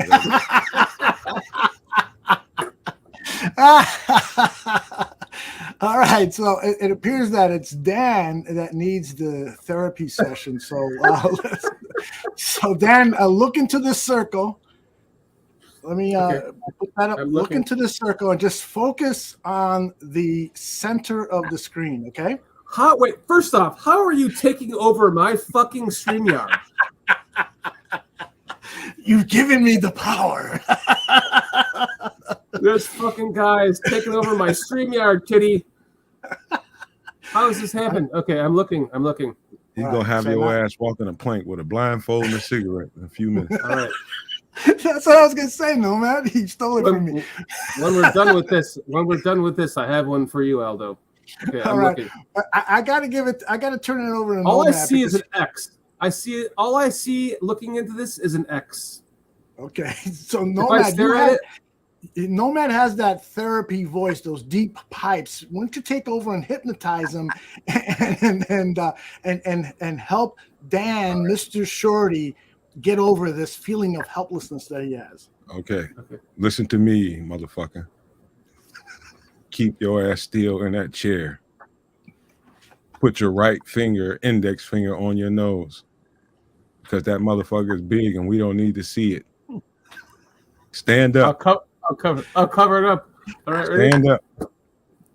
Walk left. Walk left and never come back, you motherfucker. Well done. Wait. Can I come back yet? Wait. I grabbed my balls. Out of security. Is that okay? Are you wearing grab my balls? Are you wearing that new product that you helped develop to stop peeing on your pants? What was the name of that? Oh, Kitty, please play the commercial. Our sponsor. There you go. Greetings. I'm Dr. Dick Richards. Have you ever thought you were done going pee-pee, only moments later to find a drip or 2 or 3 in your underwear? Have you ever felt ashamed? Well, feel ashamed no more. Even the iconic legendary musician Elvis Presley has had his own share of drippy dick. For all the males in the they, them, there, though, thou arts out there, anyone with a dick, I've invented a revolutionary patented design called Drippy Dicks. Our state-of-the-art patented design can absorb up to 2.5 cups of pee-pee. Place adhesive side down in your banana hammock. Watch Drippy Dicks go to work. The banana hammock is still dry. Just look at that absorption. Drippy Dicks. Made by a dick, for a dick. Drippy Dicks. Man, what the fuck is you doing, man? You guys have got to get yourself a box of Drippy Dicks. Aldo, I know you could use those. You know, every time you take a piss and you think you're done, you know, and you put your dick away and all of a sudden you get a dribble that it's like 1/8 of a cup. It's like 2 teaspoons, maybe 1. Come on. You gotta get into those Drippy Dicks. Jay Sanders, Drippy Dicks 3000. You having dick disasters and shit? You got to buy into the Drippy Dicks because it's just going to get better and better over time. With the more and more people buy into it, it's going to get better and better over time. I like it. You need to go and mummify that motherfucker, wrap that motherfucker up or something. What you doing, man? You made a whole commercial because your dick be getting wet and shit. What you doing, man? What are you? What are you doing, man? Come on, man.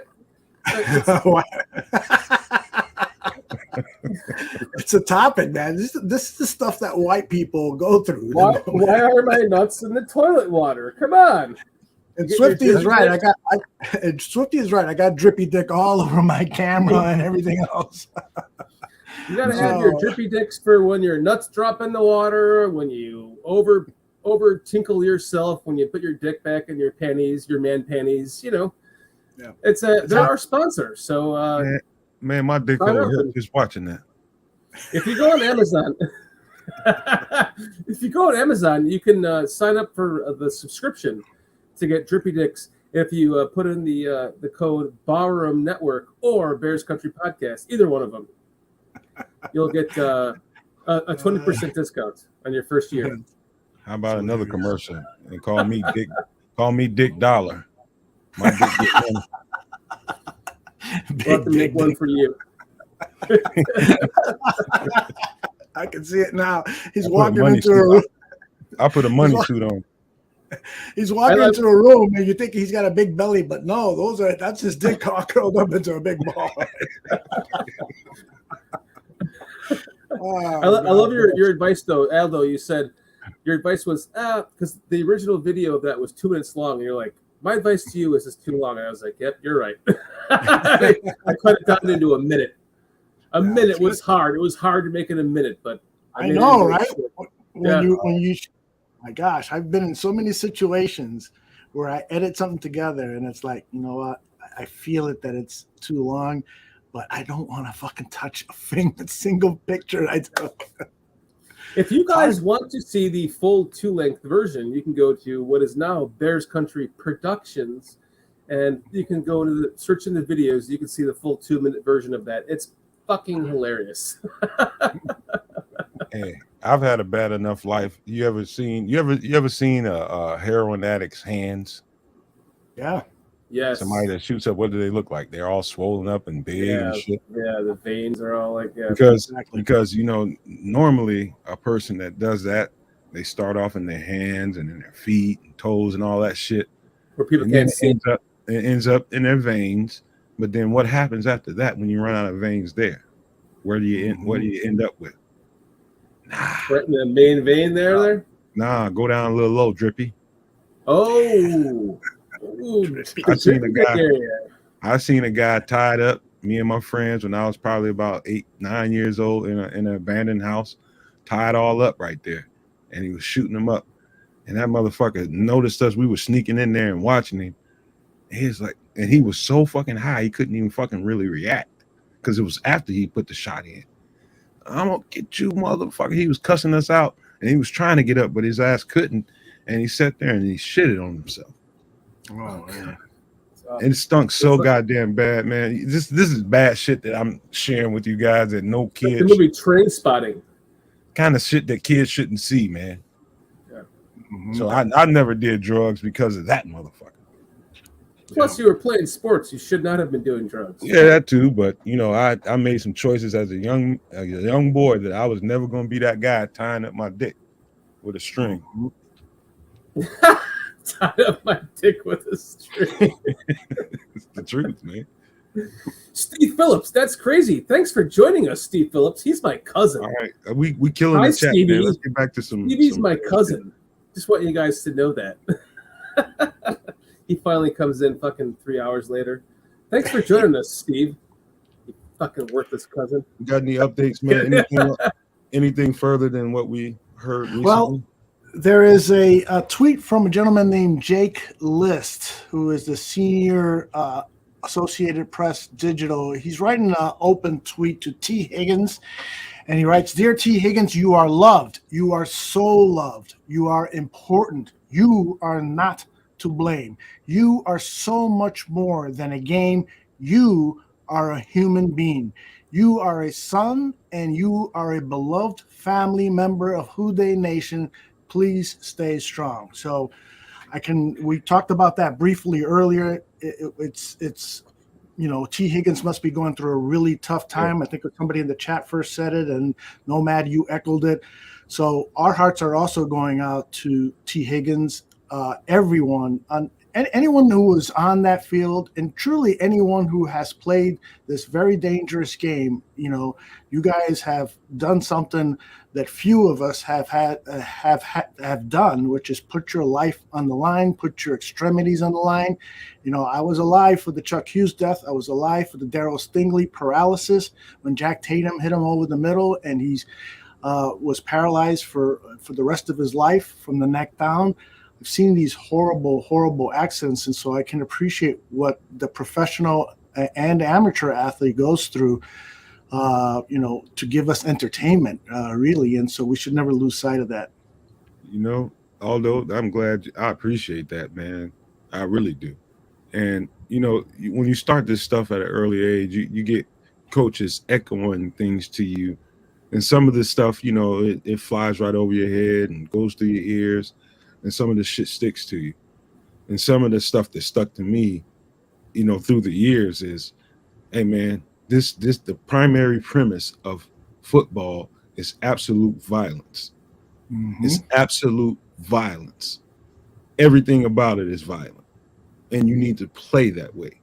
Okay, coach, what if I hit somebody too? This is what young kids ask. I don't want to hit nobody. I don't want to hurt them. No, run into him and put him on his ass. If it hurts him, so be it. You're taught Right. that at an early age. And when you rise to the level and get to where this young man was at, he understood fully what this game was about and what he was putting on the line. And I'm not excusing any of the violence of the sport for what happened, but the fact of the matter is this is what you sign up to do. And the repercussions from it could possibly cost you your life. And sometimes that's not really, you know, prevalent in most people's. You can't think about it when you're playing the game, or you won't play it well. Or Mhm. even worse, that where your actions cause someone else's life. Yeah. Yeah. Yeah, I was a pretty violent young man. I was really violent when it came to football. And it was just, to me, it was just a license to be as violent as I wanted to be. And that's, Mhm. at first, that's what I looked at the game as before I became skilled and refined at what I did. It was about violence. And that's what it was for me. That was the attraction. Leo Factor says the University of Cincinnati Medical Center's public relations will be holding a press conference on the status of Damar Hamlin. No time given yet. So thank you very much for that, Leo Factor. We appreciate that one more everyone time. in the chat's update. Go Say back that to one more Katie. time. Go back to it, Katie. The University of Cincinnati Medical Center's public relations will be holding a press conference on the status of Damar Hamlin. No time given yet. So Oh, I've been just looking for it. appreciate the updates from everyone in chat who's been involved in this the entire time. It's been you guys have been amazing. Thank you so much for your input on this, because we're running a show here, and you're able to kind of do things that we're not able to do without losing attention to the show. So we really do appreciate you very much for that. So thank you. I see Swift up there saying that he hopes that T isn't blaming himself. He didn't do anything, man. The reality of it is, Swift, whether it doesn't really matter to him at this point. He's having an emotional, apparently he's probably having an emotional situation from all of this. And it's natural. Yeah. If you're involved in an incident that may cost somebody their life, that's going to be a natural reaction. So, that's something he's going to have to deal with. Hmm. Apparently, T. Higgins looked very distraught as he exited the locker room and saw his mother outside the locker room and gave her a long embrace. Other than that, he has not said anything publicly. There are no reports that he has said anything publicly. The assumption, and rightfully so, is that he's feeling bad about this. And yeah, like any human being that would be involved in an accident, whether you're responsible or not, it's natural for most of us to feel like, man, if I wasn't involved in that play, he probably would be all right. Whatever he's going through, it's probably not very easy. So our hearts go out to them. I got a text from Dan Aguirre saying that the Buffalo Bills are leaving to the airport and on a plane headed back home. So that probably dismisses the idea that there might be a game tomorrow, and that probably in hindsight now makes total sense, because whatever has happened to this young man, it doesn't make any sense to play a game hours later. Yeah. It's Never mind. It's gone. I was going to read to you what the NFLPA was saying on the screen, but it's gone. Go ahead, Nomad. No, all I was going to say is, and I'm just focused on the human element of all of this. It's a game, it's a violent one, and all of us like to pretend that we're these tough people. And me being from an impoverished area, growing up in the hood, I thought I was the toughest motherfucker in the world. You see death and shootings, and you see all this stuff going on in real life. And I used to beg my mother and my granddad for a BB gun for about as long as I can remember. Finally got one at about 13 years old. They didn't buy it, but I got my hands on one, and I cocked that thing. I don't know how many times, and I aimed at a bird, and I hit that bird. When that bird fell to the ground, I had no idea what was coming after that. I did the same thing, Nomad. Wow. I was absolutely devastated. To this day, I think about it and it bothers me. Me too. As tough as I mean, you never know. I mean, in a given situation, I'll take a human the fuck out if he deserved it. But that bird had done nothing to me. I did the same fucking thing, and I feel the same way. I can't believe that's human reaction is what's happening with T. Higgins right now, and I respect it. well said. Sorry, go ahead. No, I'm just saying, well said. I mean, yeah, indeed. Eric, excuse me, Eagle MD. This guy is a doctor, and he says that after cardiac arrest, a patient is cooled for 24 hours, during which time they are intubated and on a respirator, fully sedated. They will then decrease sedation to wake him up. Vitals normal means his heart is now back into normal rhythm and functioning. This is all good news, and that was posted about 15 minutes ago. Ego MD3. So hopefully that news has gotten only better since then. But yeah, this is a serious stuff. And as we were talking about earlier, I'm sure the Players Association is going to work with the league to review very, very carefully. Okay, what happened? Could this have been prevented? Could we have responded faster? Whatever is necessary. And hopefully, they're not doing it, after, something more serious like a funeral or anything like that. Apologize for not saying that in a more delicate way, but that's what we're dealing with here. This has become a life and death situation for this player. Yeah. Sometimes, and I'm not a spiritual guy at all. I'm not religious. I'm a spiritual guy more than I am religious. I'm not religious at all. But, I've heard so many times I've known people that have been in critical situations health-wise that have come back from that brink. And I've heard different stories. And to me, from the things that I've gathered over the years, is it's about whether or not you want it or not, whether you want to be here or not, and how bad are you willing to fight to stay here. It comes down to being that minute when it comes to your life. And he could be in one of those moments right now, whether it's him, his heart, and his willingness to want to remain here and have a continued life. It could be that simple. Indeed. Yep. A friend of the bar room, Andrew Callahan, who's a writer for, I believe it's the Boston Globe. He's been on Buffon 55 a number of times. He has tweeted, tonight's game ended because Sean McDermott and Zach Taylor walked their teams off the field. Then, after an hour and 10 minutes, the NFL made an announcement. That wasn't a decision. And so this is my adding to what Callahan tweeted. That wasn't a decision by the NFL. It appears like the Bills and Bengals forced their hand. We're leaving. We're leaving. And so for Goodell to wait over an hour before issuing that statement that the game had been canceled, to me, is going to be heavily criticized, and perhaps rightfully so. He's going to get some shit for that, for sure. Yeah.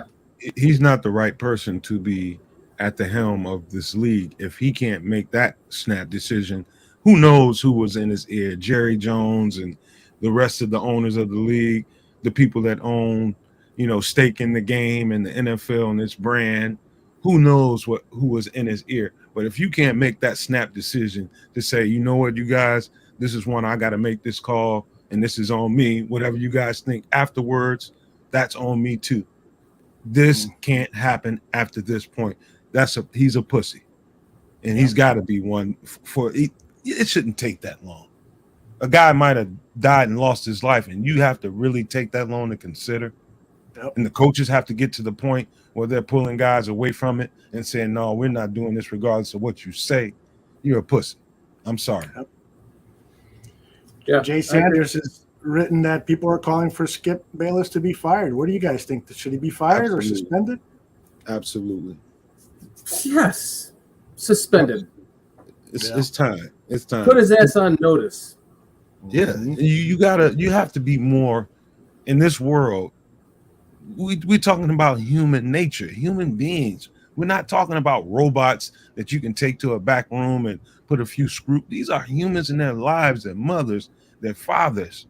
They got kids. I mean, come on, Skip. This game has changed. I mean, back in the days when someone got injured that badly, we were talking about it earlier, the Derek Stingleys and the other gentleman. I'm sorry, I forgot his name. Hughes or something. That Hughes. Yeah. Chuck. Back then, it was just so much of a man's game that it was just kind of like you brushed on from it. Yeah, there was a moment of consolation, but then you moved on from it.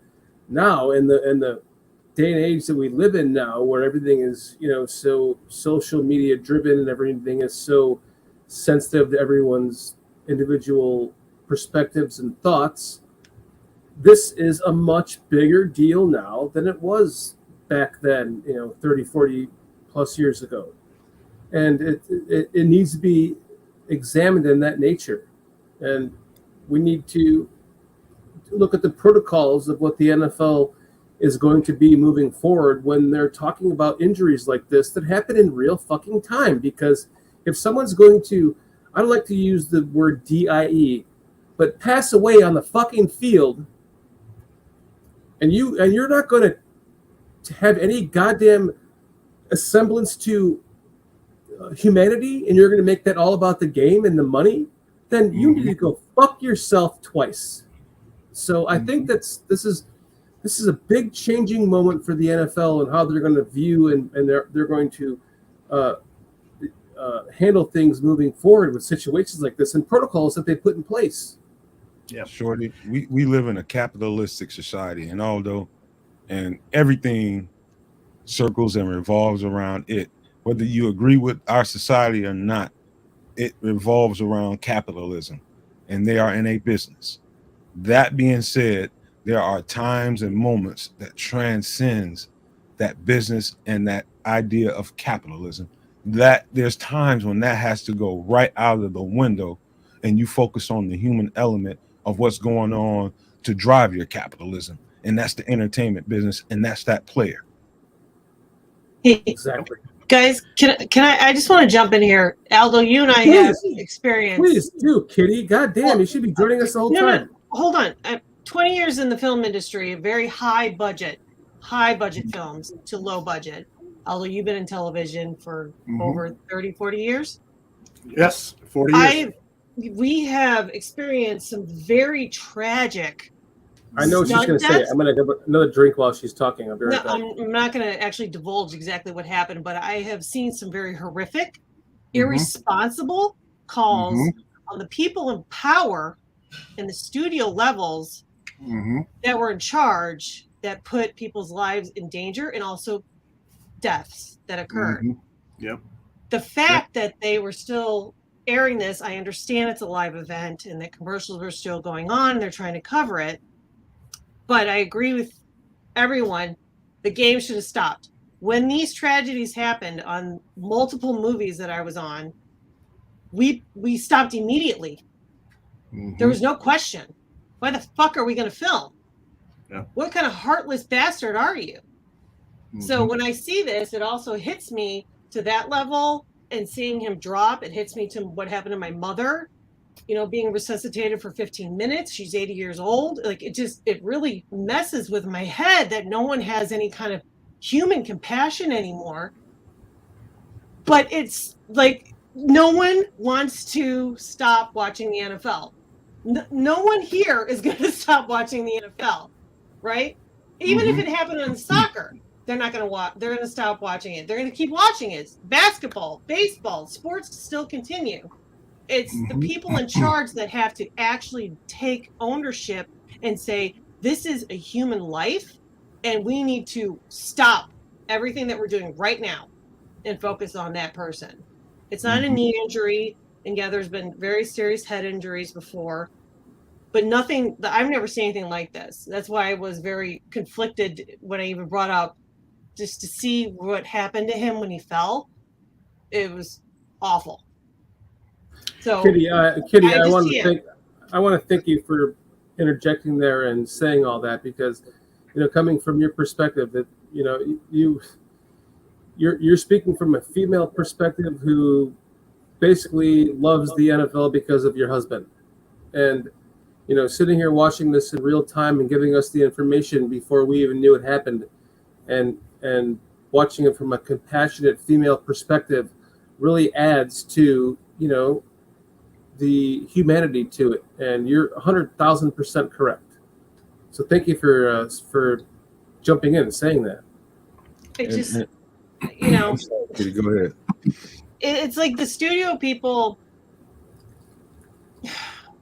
There was an incident that happened in Georgia where the person in charge put a young woman's life on the line on train tracks, and we were filming there illegally, and he chose to put her there, and that we were not there. We were not supposed to be there. The train schedule was not cleared. Oh my God. She was laying a camera down.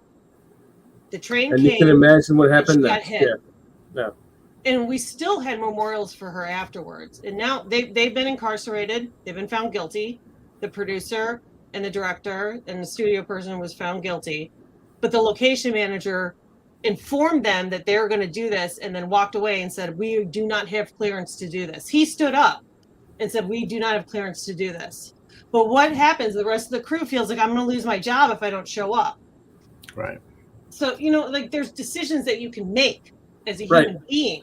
You have to be the human being in that situation to go, we're pulling this. I don't give a fuck what my producer says. We're pulling this camera feed. We're turning Yeah. this off. Right. And then they scare the shit out of you by losing your job. Right. And that's sad too, because you know what these NFL players are? They're scared.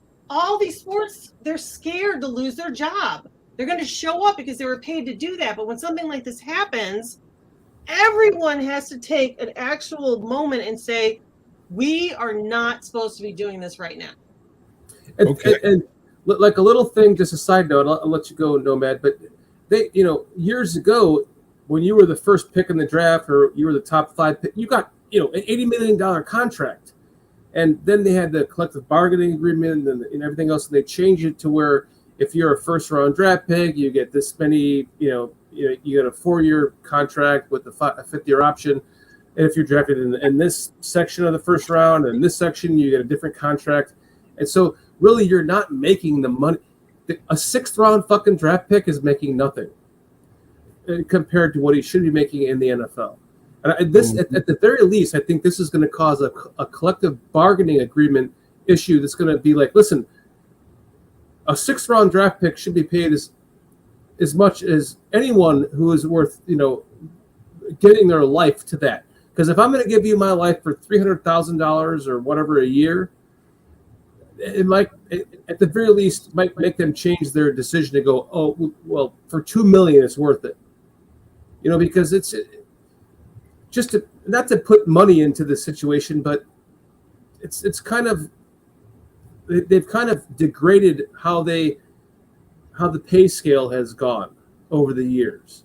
And it seemed like it was a little overdone in the beginning, and then they kind of backed off, and now it's underdone. And I think like someone in this position who's making the amount of money he's making to put his life on the line like that, to literally pass away after a game or during a game, is just ridiculous. It's deeper than that, and I appreciate where you're coming from. There's a lot of validity to what you just said, and as a matter of fact, let me just add to it. There's a class and levels and status aspect of this whole scenario that needs to be, at least acknowledged. And really quickly, I will say that we saw how this scenario played out, where, it came down to the coaches and having to pull guys out and say, you know what, regardless of what the NFL has to say, I'm not putting my guys back out there, right? We saw how that scenario played out. Mm-hmm. Flip the script, and let's say that happened to Tom Brady. What would that scenario have played out like? Oh my God. The world would have stopped. 100%. If Tom Brady got hit in the chest and they were doing fucking CPR on him on the field, you're goddamn right. Yep. It would have been like. But the human life over. is a human life. That's what's sad. You I know. can't gauge it on this. What? He's 24 years old. 24 years old. Oh, but he's only a 6th-round pick, Kitty. But he's got a fighting chance at 24 years So old. is Tom Brady, but yeah. Yeah, I get it. It's just this whole situation when I saw it and everyone's talking and everything, it's like, it just, God, so many, I've dealt with this so many times over my career, and then recently it's like, Would there have been any question if that was Tom Brady, whether or not this game, that would have came out immediately? Am I not right? You're correct. 100%. Yeah. Aaron Rodgers. Okay, what do you want? What else do we want to say? Who else? Start naming. If it was Aaron Rodgers, I just would have hoped it was a Bear that did it to him. That's all.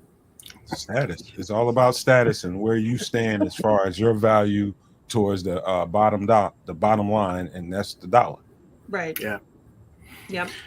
There is an Adeptus was putting this up in the chat room. There's a tweet from Ari Mirov. He writes, Stefan Diggs just arrived at UC Medical Center. A cop wasn't going to let him in. Diggs said, I need to be here for my teammate. He was then let in, per Cole Harvey on ESPN. So, wow. And then I'd like to also share, Skip Bayless wrote another tweet and writes, nothing is more important than that young man's health. That was the point of my last tweet. I'm sorry if that was misunderstood, but his health is all that matters.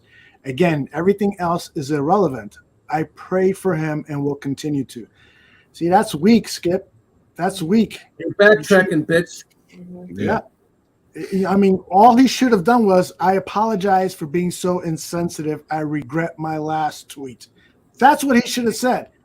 Instead of, he's basically saying, if you misunderstood it, oh, the fuck, we fucking misunderstood it because you started talking about scheduling a game and how hard it was going to be and so forth.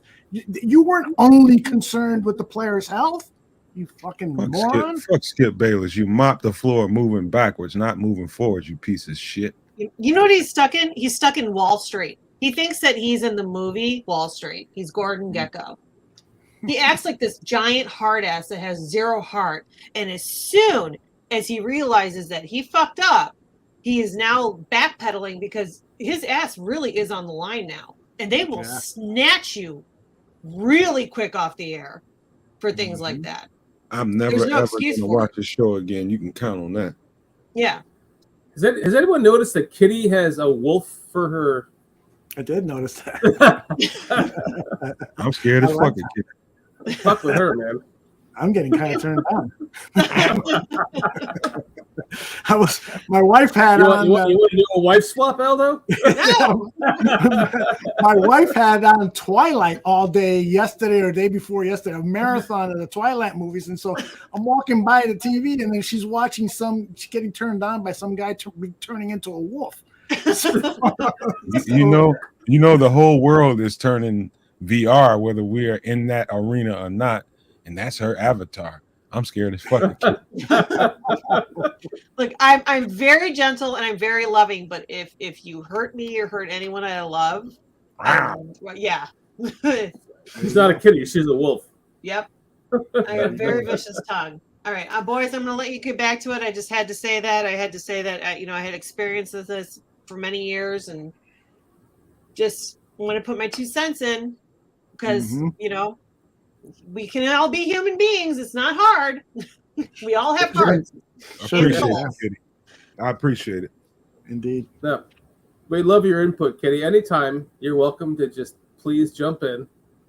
Everyone loves to hear Kitty. We need when she pops in, there should be like a sound effect of a wolf going. Rah! Oh, okay. I'm working on that. I've been trying to tell him shit like that, man.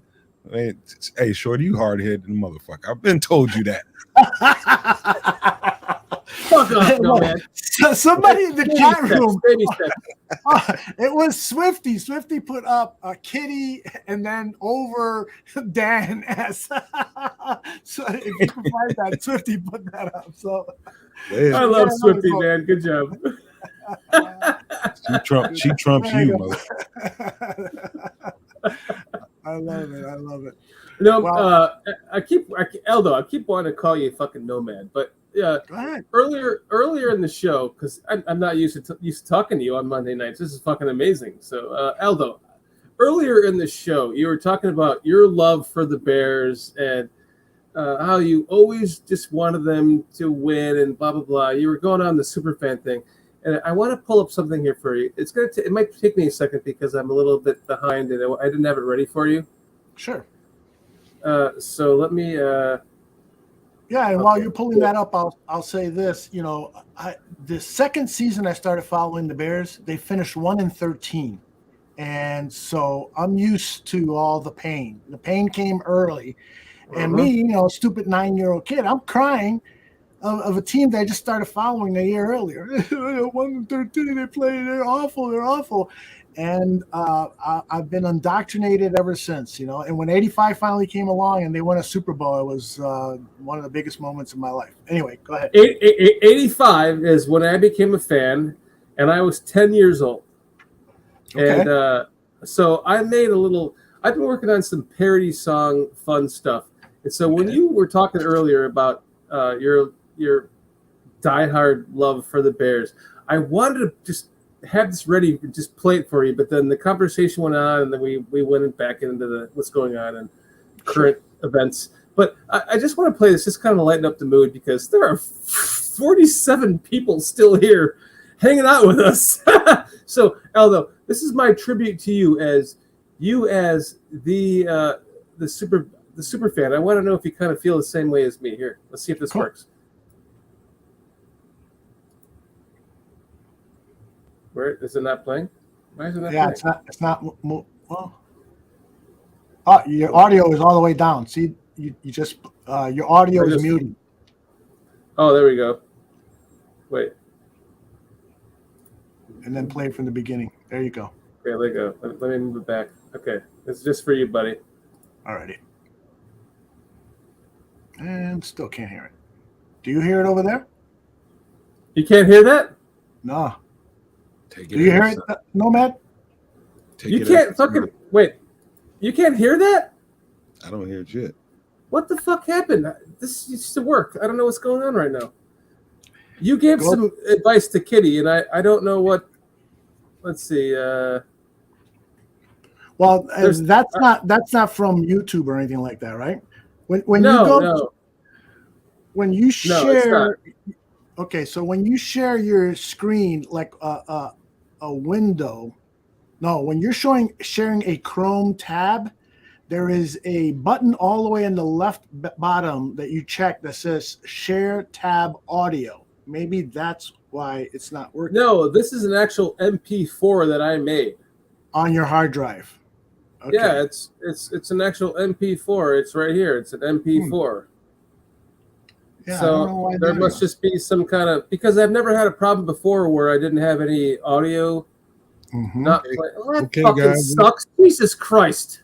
We're entertaining the audience now. Let's get back to that. Didn't work. I'm trying to entertain the audience. It's not working. Goddamn audio.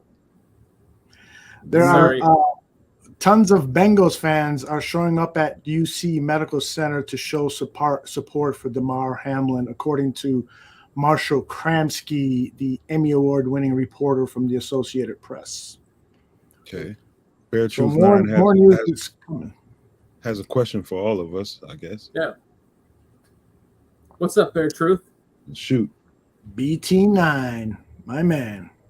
I thought Bear Truth 9 was a cop, and I misunderstood him with somebody else in the Barroom Nation. I think it's probably PJ, who is a police officer. For some reason, I got you guys confused. But BT9 is probably typing up his question now, and here it is. What do you think of What Chase do you Claypool? guys think of Chase Claypool? What's your belief and thoughts on him? I'm going to go last. I'll let you go first, Aldo. Okay. I believe that Chase Claypool can revert back to the player we saw in his first 2 seasons with the Pittsburgh Steelers. He just needs this offseason to get ready. I have no doubt in my mind that he is going to be, at minimum, a 60-catch wide receiver for this team and be a playmaker. Is he a number one, like perhaps Ryan Poles was hoping he was getting in that trade? I don't think so. I think he and Darnell Mooney can be 1A and 1B, but truly what this team needs is a true explosive wide receiver that would elevate the play of both Claypool and Mooney. But to answer your question, I do think that Chase Claypool is going to be all right. Is he going to be a superstar? No, but I do have a strong belief that he's going to be okay. I have a follow-up question to you. So do you think if we end up with the first pick in the draft, which essentially would give us the 32nd pick in the draft, which would be the final pick in the first round of any normal draft because of the Miami forfeiture, that he's worth that? No. And I heard you talking about this topic earlier in the show. Yeah, I think, it was a steep price to pay, but Ryan Poles found himself, from reports that I've read, found himself in a bidding war for Chase Claypool. The Green Bay Packers, who at the time had a very similar record to the Chicago Bears, but the Bears had 1 or 2 more losses beyond them. But they made a similar offer their second round pick, and the Steelers went with the Bears because they were forecasting that it was going to be a higher pick than the Steelers. Than the Packers, and rightfully so. They were right to do that. But is it too much to pay? Yes, it is. Sometimes you have to pay that for a quality player, and unfortunately, that's the situation the Bears are in because they're so depleted of talent. Nomad? Okay. Here's a bare truth. Here's a small list of things to note before you run to rush to judgment about Chase Claypool. Timing. When was he brought to the franchise? Week 5, week 6, something like that. Yeah.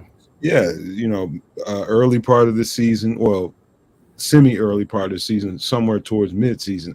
What was it? What week was it? It was, I want to guess it was week 7. It was right before the trade deadline. So the trade deadline was in early November. It was, wasn't he? He was in the game that we were at, the Dolphins game, wasn't he? Yeah, that's right. First game. That was his first game. Yeah. I'll round it off a little bit and say somewhere towards mid-season. The timing of it, and I think it was Poles looking ahead and trying to, get ahead of something before free agency, and being desperate when you come into free agency when it comes to receivers. Get this guy now, do what you can. Game 9, by the way. That's one thing. 2 is seeing if he could fit with the core guys that you have, seeing if he could digest this offense, and how quickly can you acclimate him to what's going on out there. Mm-hmm. Another thing to consider is the injuries, and what that has taken away from him being able to get rapport with Justin on the field. That you have to be out there from Monday through Saturday in order to get rapport with the quarterback for that week and that game plan. Justin gave you a nugget in his press conference saying that, hey, he basically told you, hey, we didn't get him on the field until Wednesday. We didn't get him in walkthroughs. We didn't get him in early parts of the install. He came in on Wednesday or Thursday. Might have been Thursday when he had his first full practice. I don't even think he had a full practice then, because all week it said he was having limited practices. And that tells me that he's not running full routes in practice. So that's, all of the, and I'm not going to sit here and make a whole bunch of excuses for anybody, but all the questioning whether Chase Claypool is a guy or not, that's silly to me. He hasn't had the time nor the reps nor the balls thrown in his vicinity for people to jump to so many conclusions and be so hyperbolic about it. I think people just need something to complain about, and that's an easy target. Can I ask you a follow-up question too, Sure, Nomad? What do you think about him blowing up in the game and Justin Fields having to come calm him down on the sideline? Is that something? What good receiver worth his salt and his stink in the world, his fucking stink in the world has not had that moment? Right. Mm-hmm. I posted a video yesterday where I swore and said, Justin Fields, get rid of the fucking ball. And, I was feeling what Chase Claypool was feeling there. I'm wide open. There's nobody open deep. You've been holding the ball for 5-6 seconds. Get it to me. I'll pick up 4. Maybe I'll break a tackle, pick up a first down. Instead, Justin gets sacked. Instead of it being second and at least 6, it was second down and 17 because he lost 7 yards on that. So it's natural for, just like we fans get upset with our quarterback or when our receivers drop a pass and so forth, for us to not condone, or for not to blame. We shouldn't be blaming Chase Claypool for getting emotional about getting the ball into his hands. So I'm cool with it. It appears to me that they're starving him for a reason, and I can be really deep into the weeds right now by saying, hey, they know what they're doing by not focusing on him and not targeting him right now to see how he might react. Who knows? I don't know. I'm not in that locker room, but I can tell you this: it's not important what you saw on the sidelines or in that instance. What's important is what happened after that in regards to your team. Did they get their arms around it? Did the coaches get their arms around Chase and say, hey man, we love you, dude. You're gonna ball out here, but hey, don't do that. Don't do that on the sidelines. Don't let the media and people in the stands, don't give them fucking fuel for their fire. Let's deal with that in the locker room. If you're gonna blow up on me in the locker room, what happened after that is more important. What you saw on the sidelines. I was gonna have a follow-up question to you, Aldo, which was, do you think that it resonated? But what you're saying there, Nomad, kind of adds precedent to that. Do you think, Aldo, that resonated to him where he's like, oh, okay, maybe that's the reason why I got traded and I'm here and I'm being coached by my, he only had one good year in Pittsburgh with Ben, right? And then he got traded to us. Now he's here with a young quarterback who's trying to form his identity on the team and develop the leadership role, right? And so he's coming to him on the sideline and saying this and that to him. Do you think that that's something, Aldo, that he's going to take into account and go into the future and really go, oh, I'm working with a different guy now. This guy is going to help me to become more zen. You think that could help him? Yeah, I do. And I'm with Cliff. He says, I like Claypool getting upset and Justin going to talk to him on the sideline. I think that's a great way for teammates to work stuff out. I think that Claypool is going to have a better relationship with Justin because of this, and again, we all get upset when competitive situations, even when we're fans, we all get upset. It's more important, of course, for the players and the sideline to keep their cool, but you can depend on it that on any given NFL game on a Sunday afternoon, there's going to be multiple times on that sideline where players are yelling at one another, telling people to get their shit together, and saying it in no polite way. That's the game. That's it's an emergency situation. Greg Gabriel hates it when I use military terms. That they're going to battle and says no. That's for our military. But in an essence, that's really what it is. That it's a very, very. It really does feel like a military operation, and you're fighting and playing for your brothers, man. Like you said, last week, Nomad. I think it was on Dan and Eldo when we were on the show. That we were talking about Cairo Santos, and you were like, we would have kicked this fucking ass in the locker room, right? Hey, Shorty, all seriousness, that it's a measurement of the team. When I say, I know it sounds cliche as shit, Right. but 100%. Yeah. what happens in that locker room with the leadership and the guys in that locker room when you have situations like that? I can remember them in college. I wasn't always the emotional guy that everybody. It's about how many guys wrap their arms around him and keep him in the fold and say, "We're not gonna let this get out of hand. We got you, dude. We know you're gonna ball out here. You our dog. But right now, you're gonna have to listen to us. This you with us now, and we're a team. We do shit together." And you keep hearing day after day these guys step up to that podium and tell you, and the reporters keep asking them, "How do you guys not feel, just dejected about everything that's going on?" Because they're tight. They're tight. You become part of the sorority, if you will. They're for tight. lack of better words, right? These guys are tight, and they handle their own. Anything going on in that locker room, I guarantee you, it's a structure there to deal with. Mm-hmm. I got an update on the Hamlin situation. This, according to Cole Harvey of ESPN. Let me make sure. He is the ESPN national reporter for SportsCenter. He says he just spoke to a representative from the University of Cincinnati Medical Center who says the hospital is not anticipating giving an update tonight on Damar Hamlin's status. So that's not good. Yeah.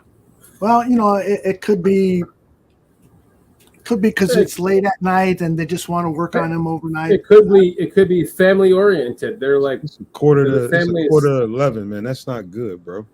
Yeah. Well, the family could be saying, "Let's put a kibosh to this for the evening, and this, let everyone we'll revisit in the morning." The family has the control over the decision that goes out to the public. Yeah. So in other words, I think we were kind of subconsciously waiting on an update from the hospital before pulling the plug on this show. And yeah, man, I hate to hear that, man. That must be, he must be in some pretty touch and go situations in there for them not to have updated people by this point. Well, I'm sure we're going to have the updates on tomorrow's show on Dan and Eldo for sure. You guys will be updating on this. I guarantee it. We will. And then Greg Gabriel was supposed to be on today, but we postponed till tomorrow so we could get the stench out of yesterday's loss to the Lions out of our breath. Good for him. And so we'll be on at 1:00. And so hopefully we'll be reporting some good news. And then we'll talk further about it tomorrow night on our 7 p.m. show. But I just want to say, that Scott Van Pelt, who is the host of SportsCenter, he tweeted out, or someone tweeted out on his behalf, that it's a good thing for us to be expressing our feelings about this tonight.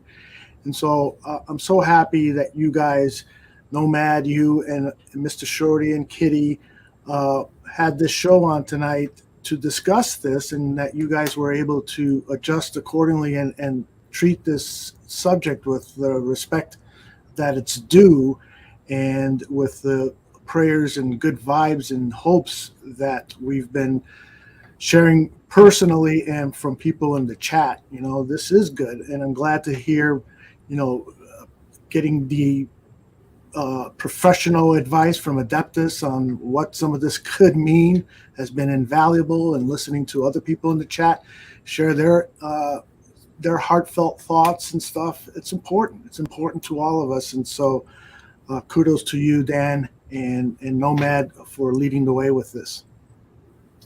I just first off, thank you to everyone in chat, because you have been just all so kind of grieving with us and talking us kind of through this. You've helped the show in so many ways that you don't know. And, Adeptus, with your information, having firsthand experience to it, it's amazing. It's been much appreciated to us on the Ballroom and Bears Country. And, Aldo, thank you so fucking much for hopping in tonight. And who would have known it would have become such a crazy show, leading into that. And there is no one better to have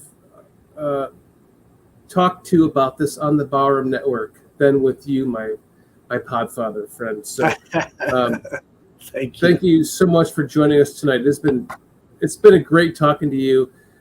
You are the podfather, my friend, and we all love you. Everyone here. The reason why there's still 45 fucking people sitting here after almost 4 hours of a podcast is because of you, my friend. It's because of you. This is your channel. This is you're kicking some ass. We all love you, Aldo, and so thank you for hopping in with us tonight. And we all know that there's a lot of special things to come on the Ballroom, and that's for later in the day. Nomad, I'm going to leave this off to you. All right, I'm gonna give you some practice for the next show tomorrow. Both of you motherfuckers sit the fuck down. Shut up.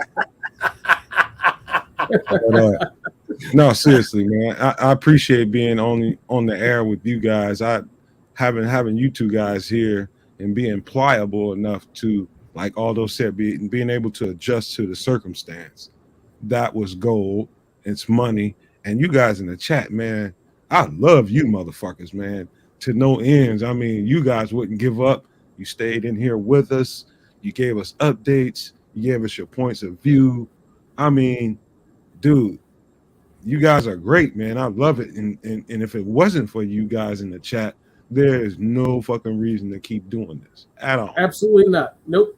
And by the way, I think that we should all three of us acknowledge a very big thank you to Kitty for not only producing this show so well tonight. You've done an amazing job, my dear, but for also like putting in the information that we are all not even aware of, and kind of bringing all of us to the perspective of what happened tonight, and adding your own perspective to it. You've been wonderful, my dear. I love you, and thank you for doing that. Mm-hmm. Indeed. I guess she's not going to jump in and say thank you. So I guess with that, we should just wrap up this fucking show. What do you guys think? I think that's a good idea, and prayers, of course, to the Hamlin family and to Damar Hamlin, and we'll all see you soon. Hey, save the normal outro, man. Let's just give prayers to Damar Hamlin and hope he make it through this just for tonight, man.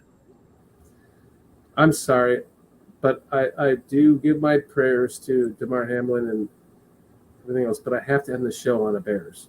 So, ready, guys? 1, 2, 3. Bears! Not Bears. Oh, I fucked it up.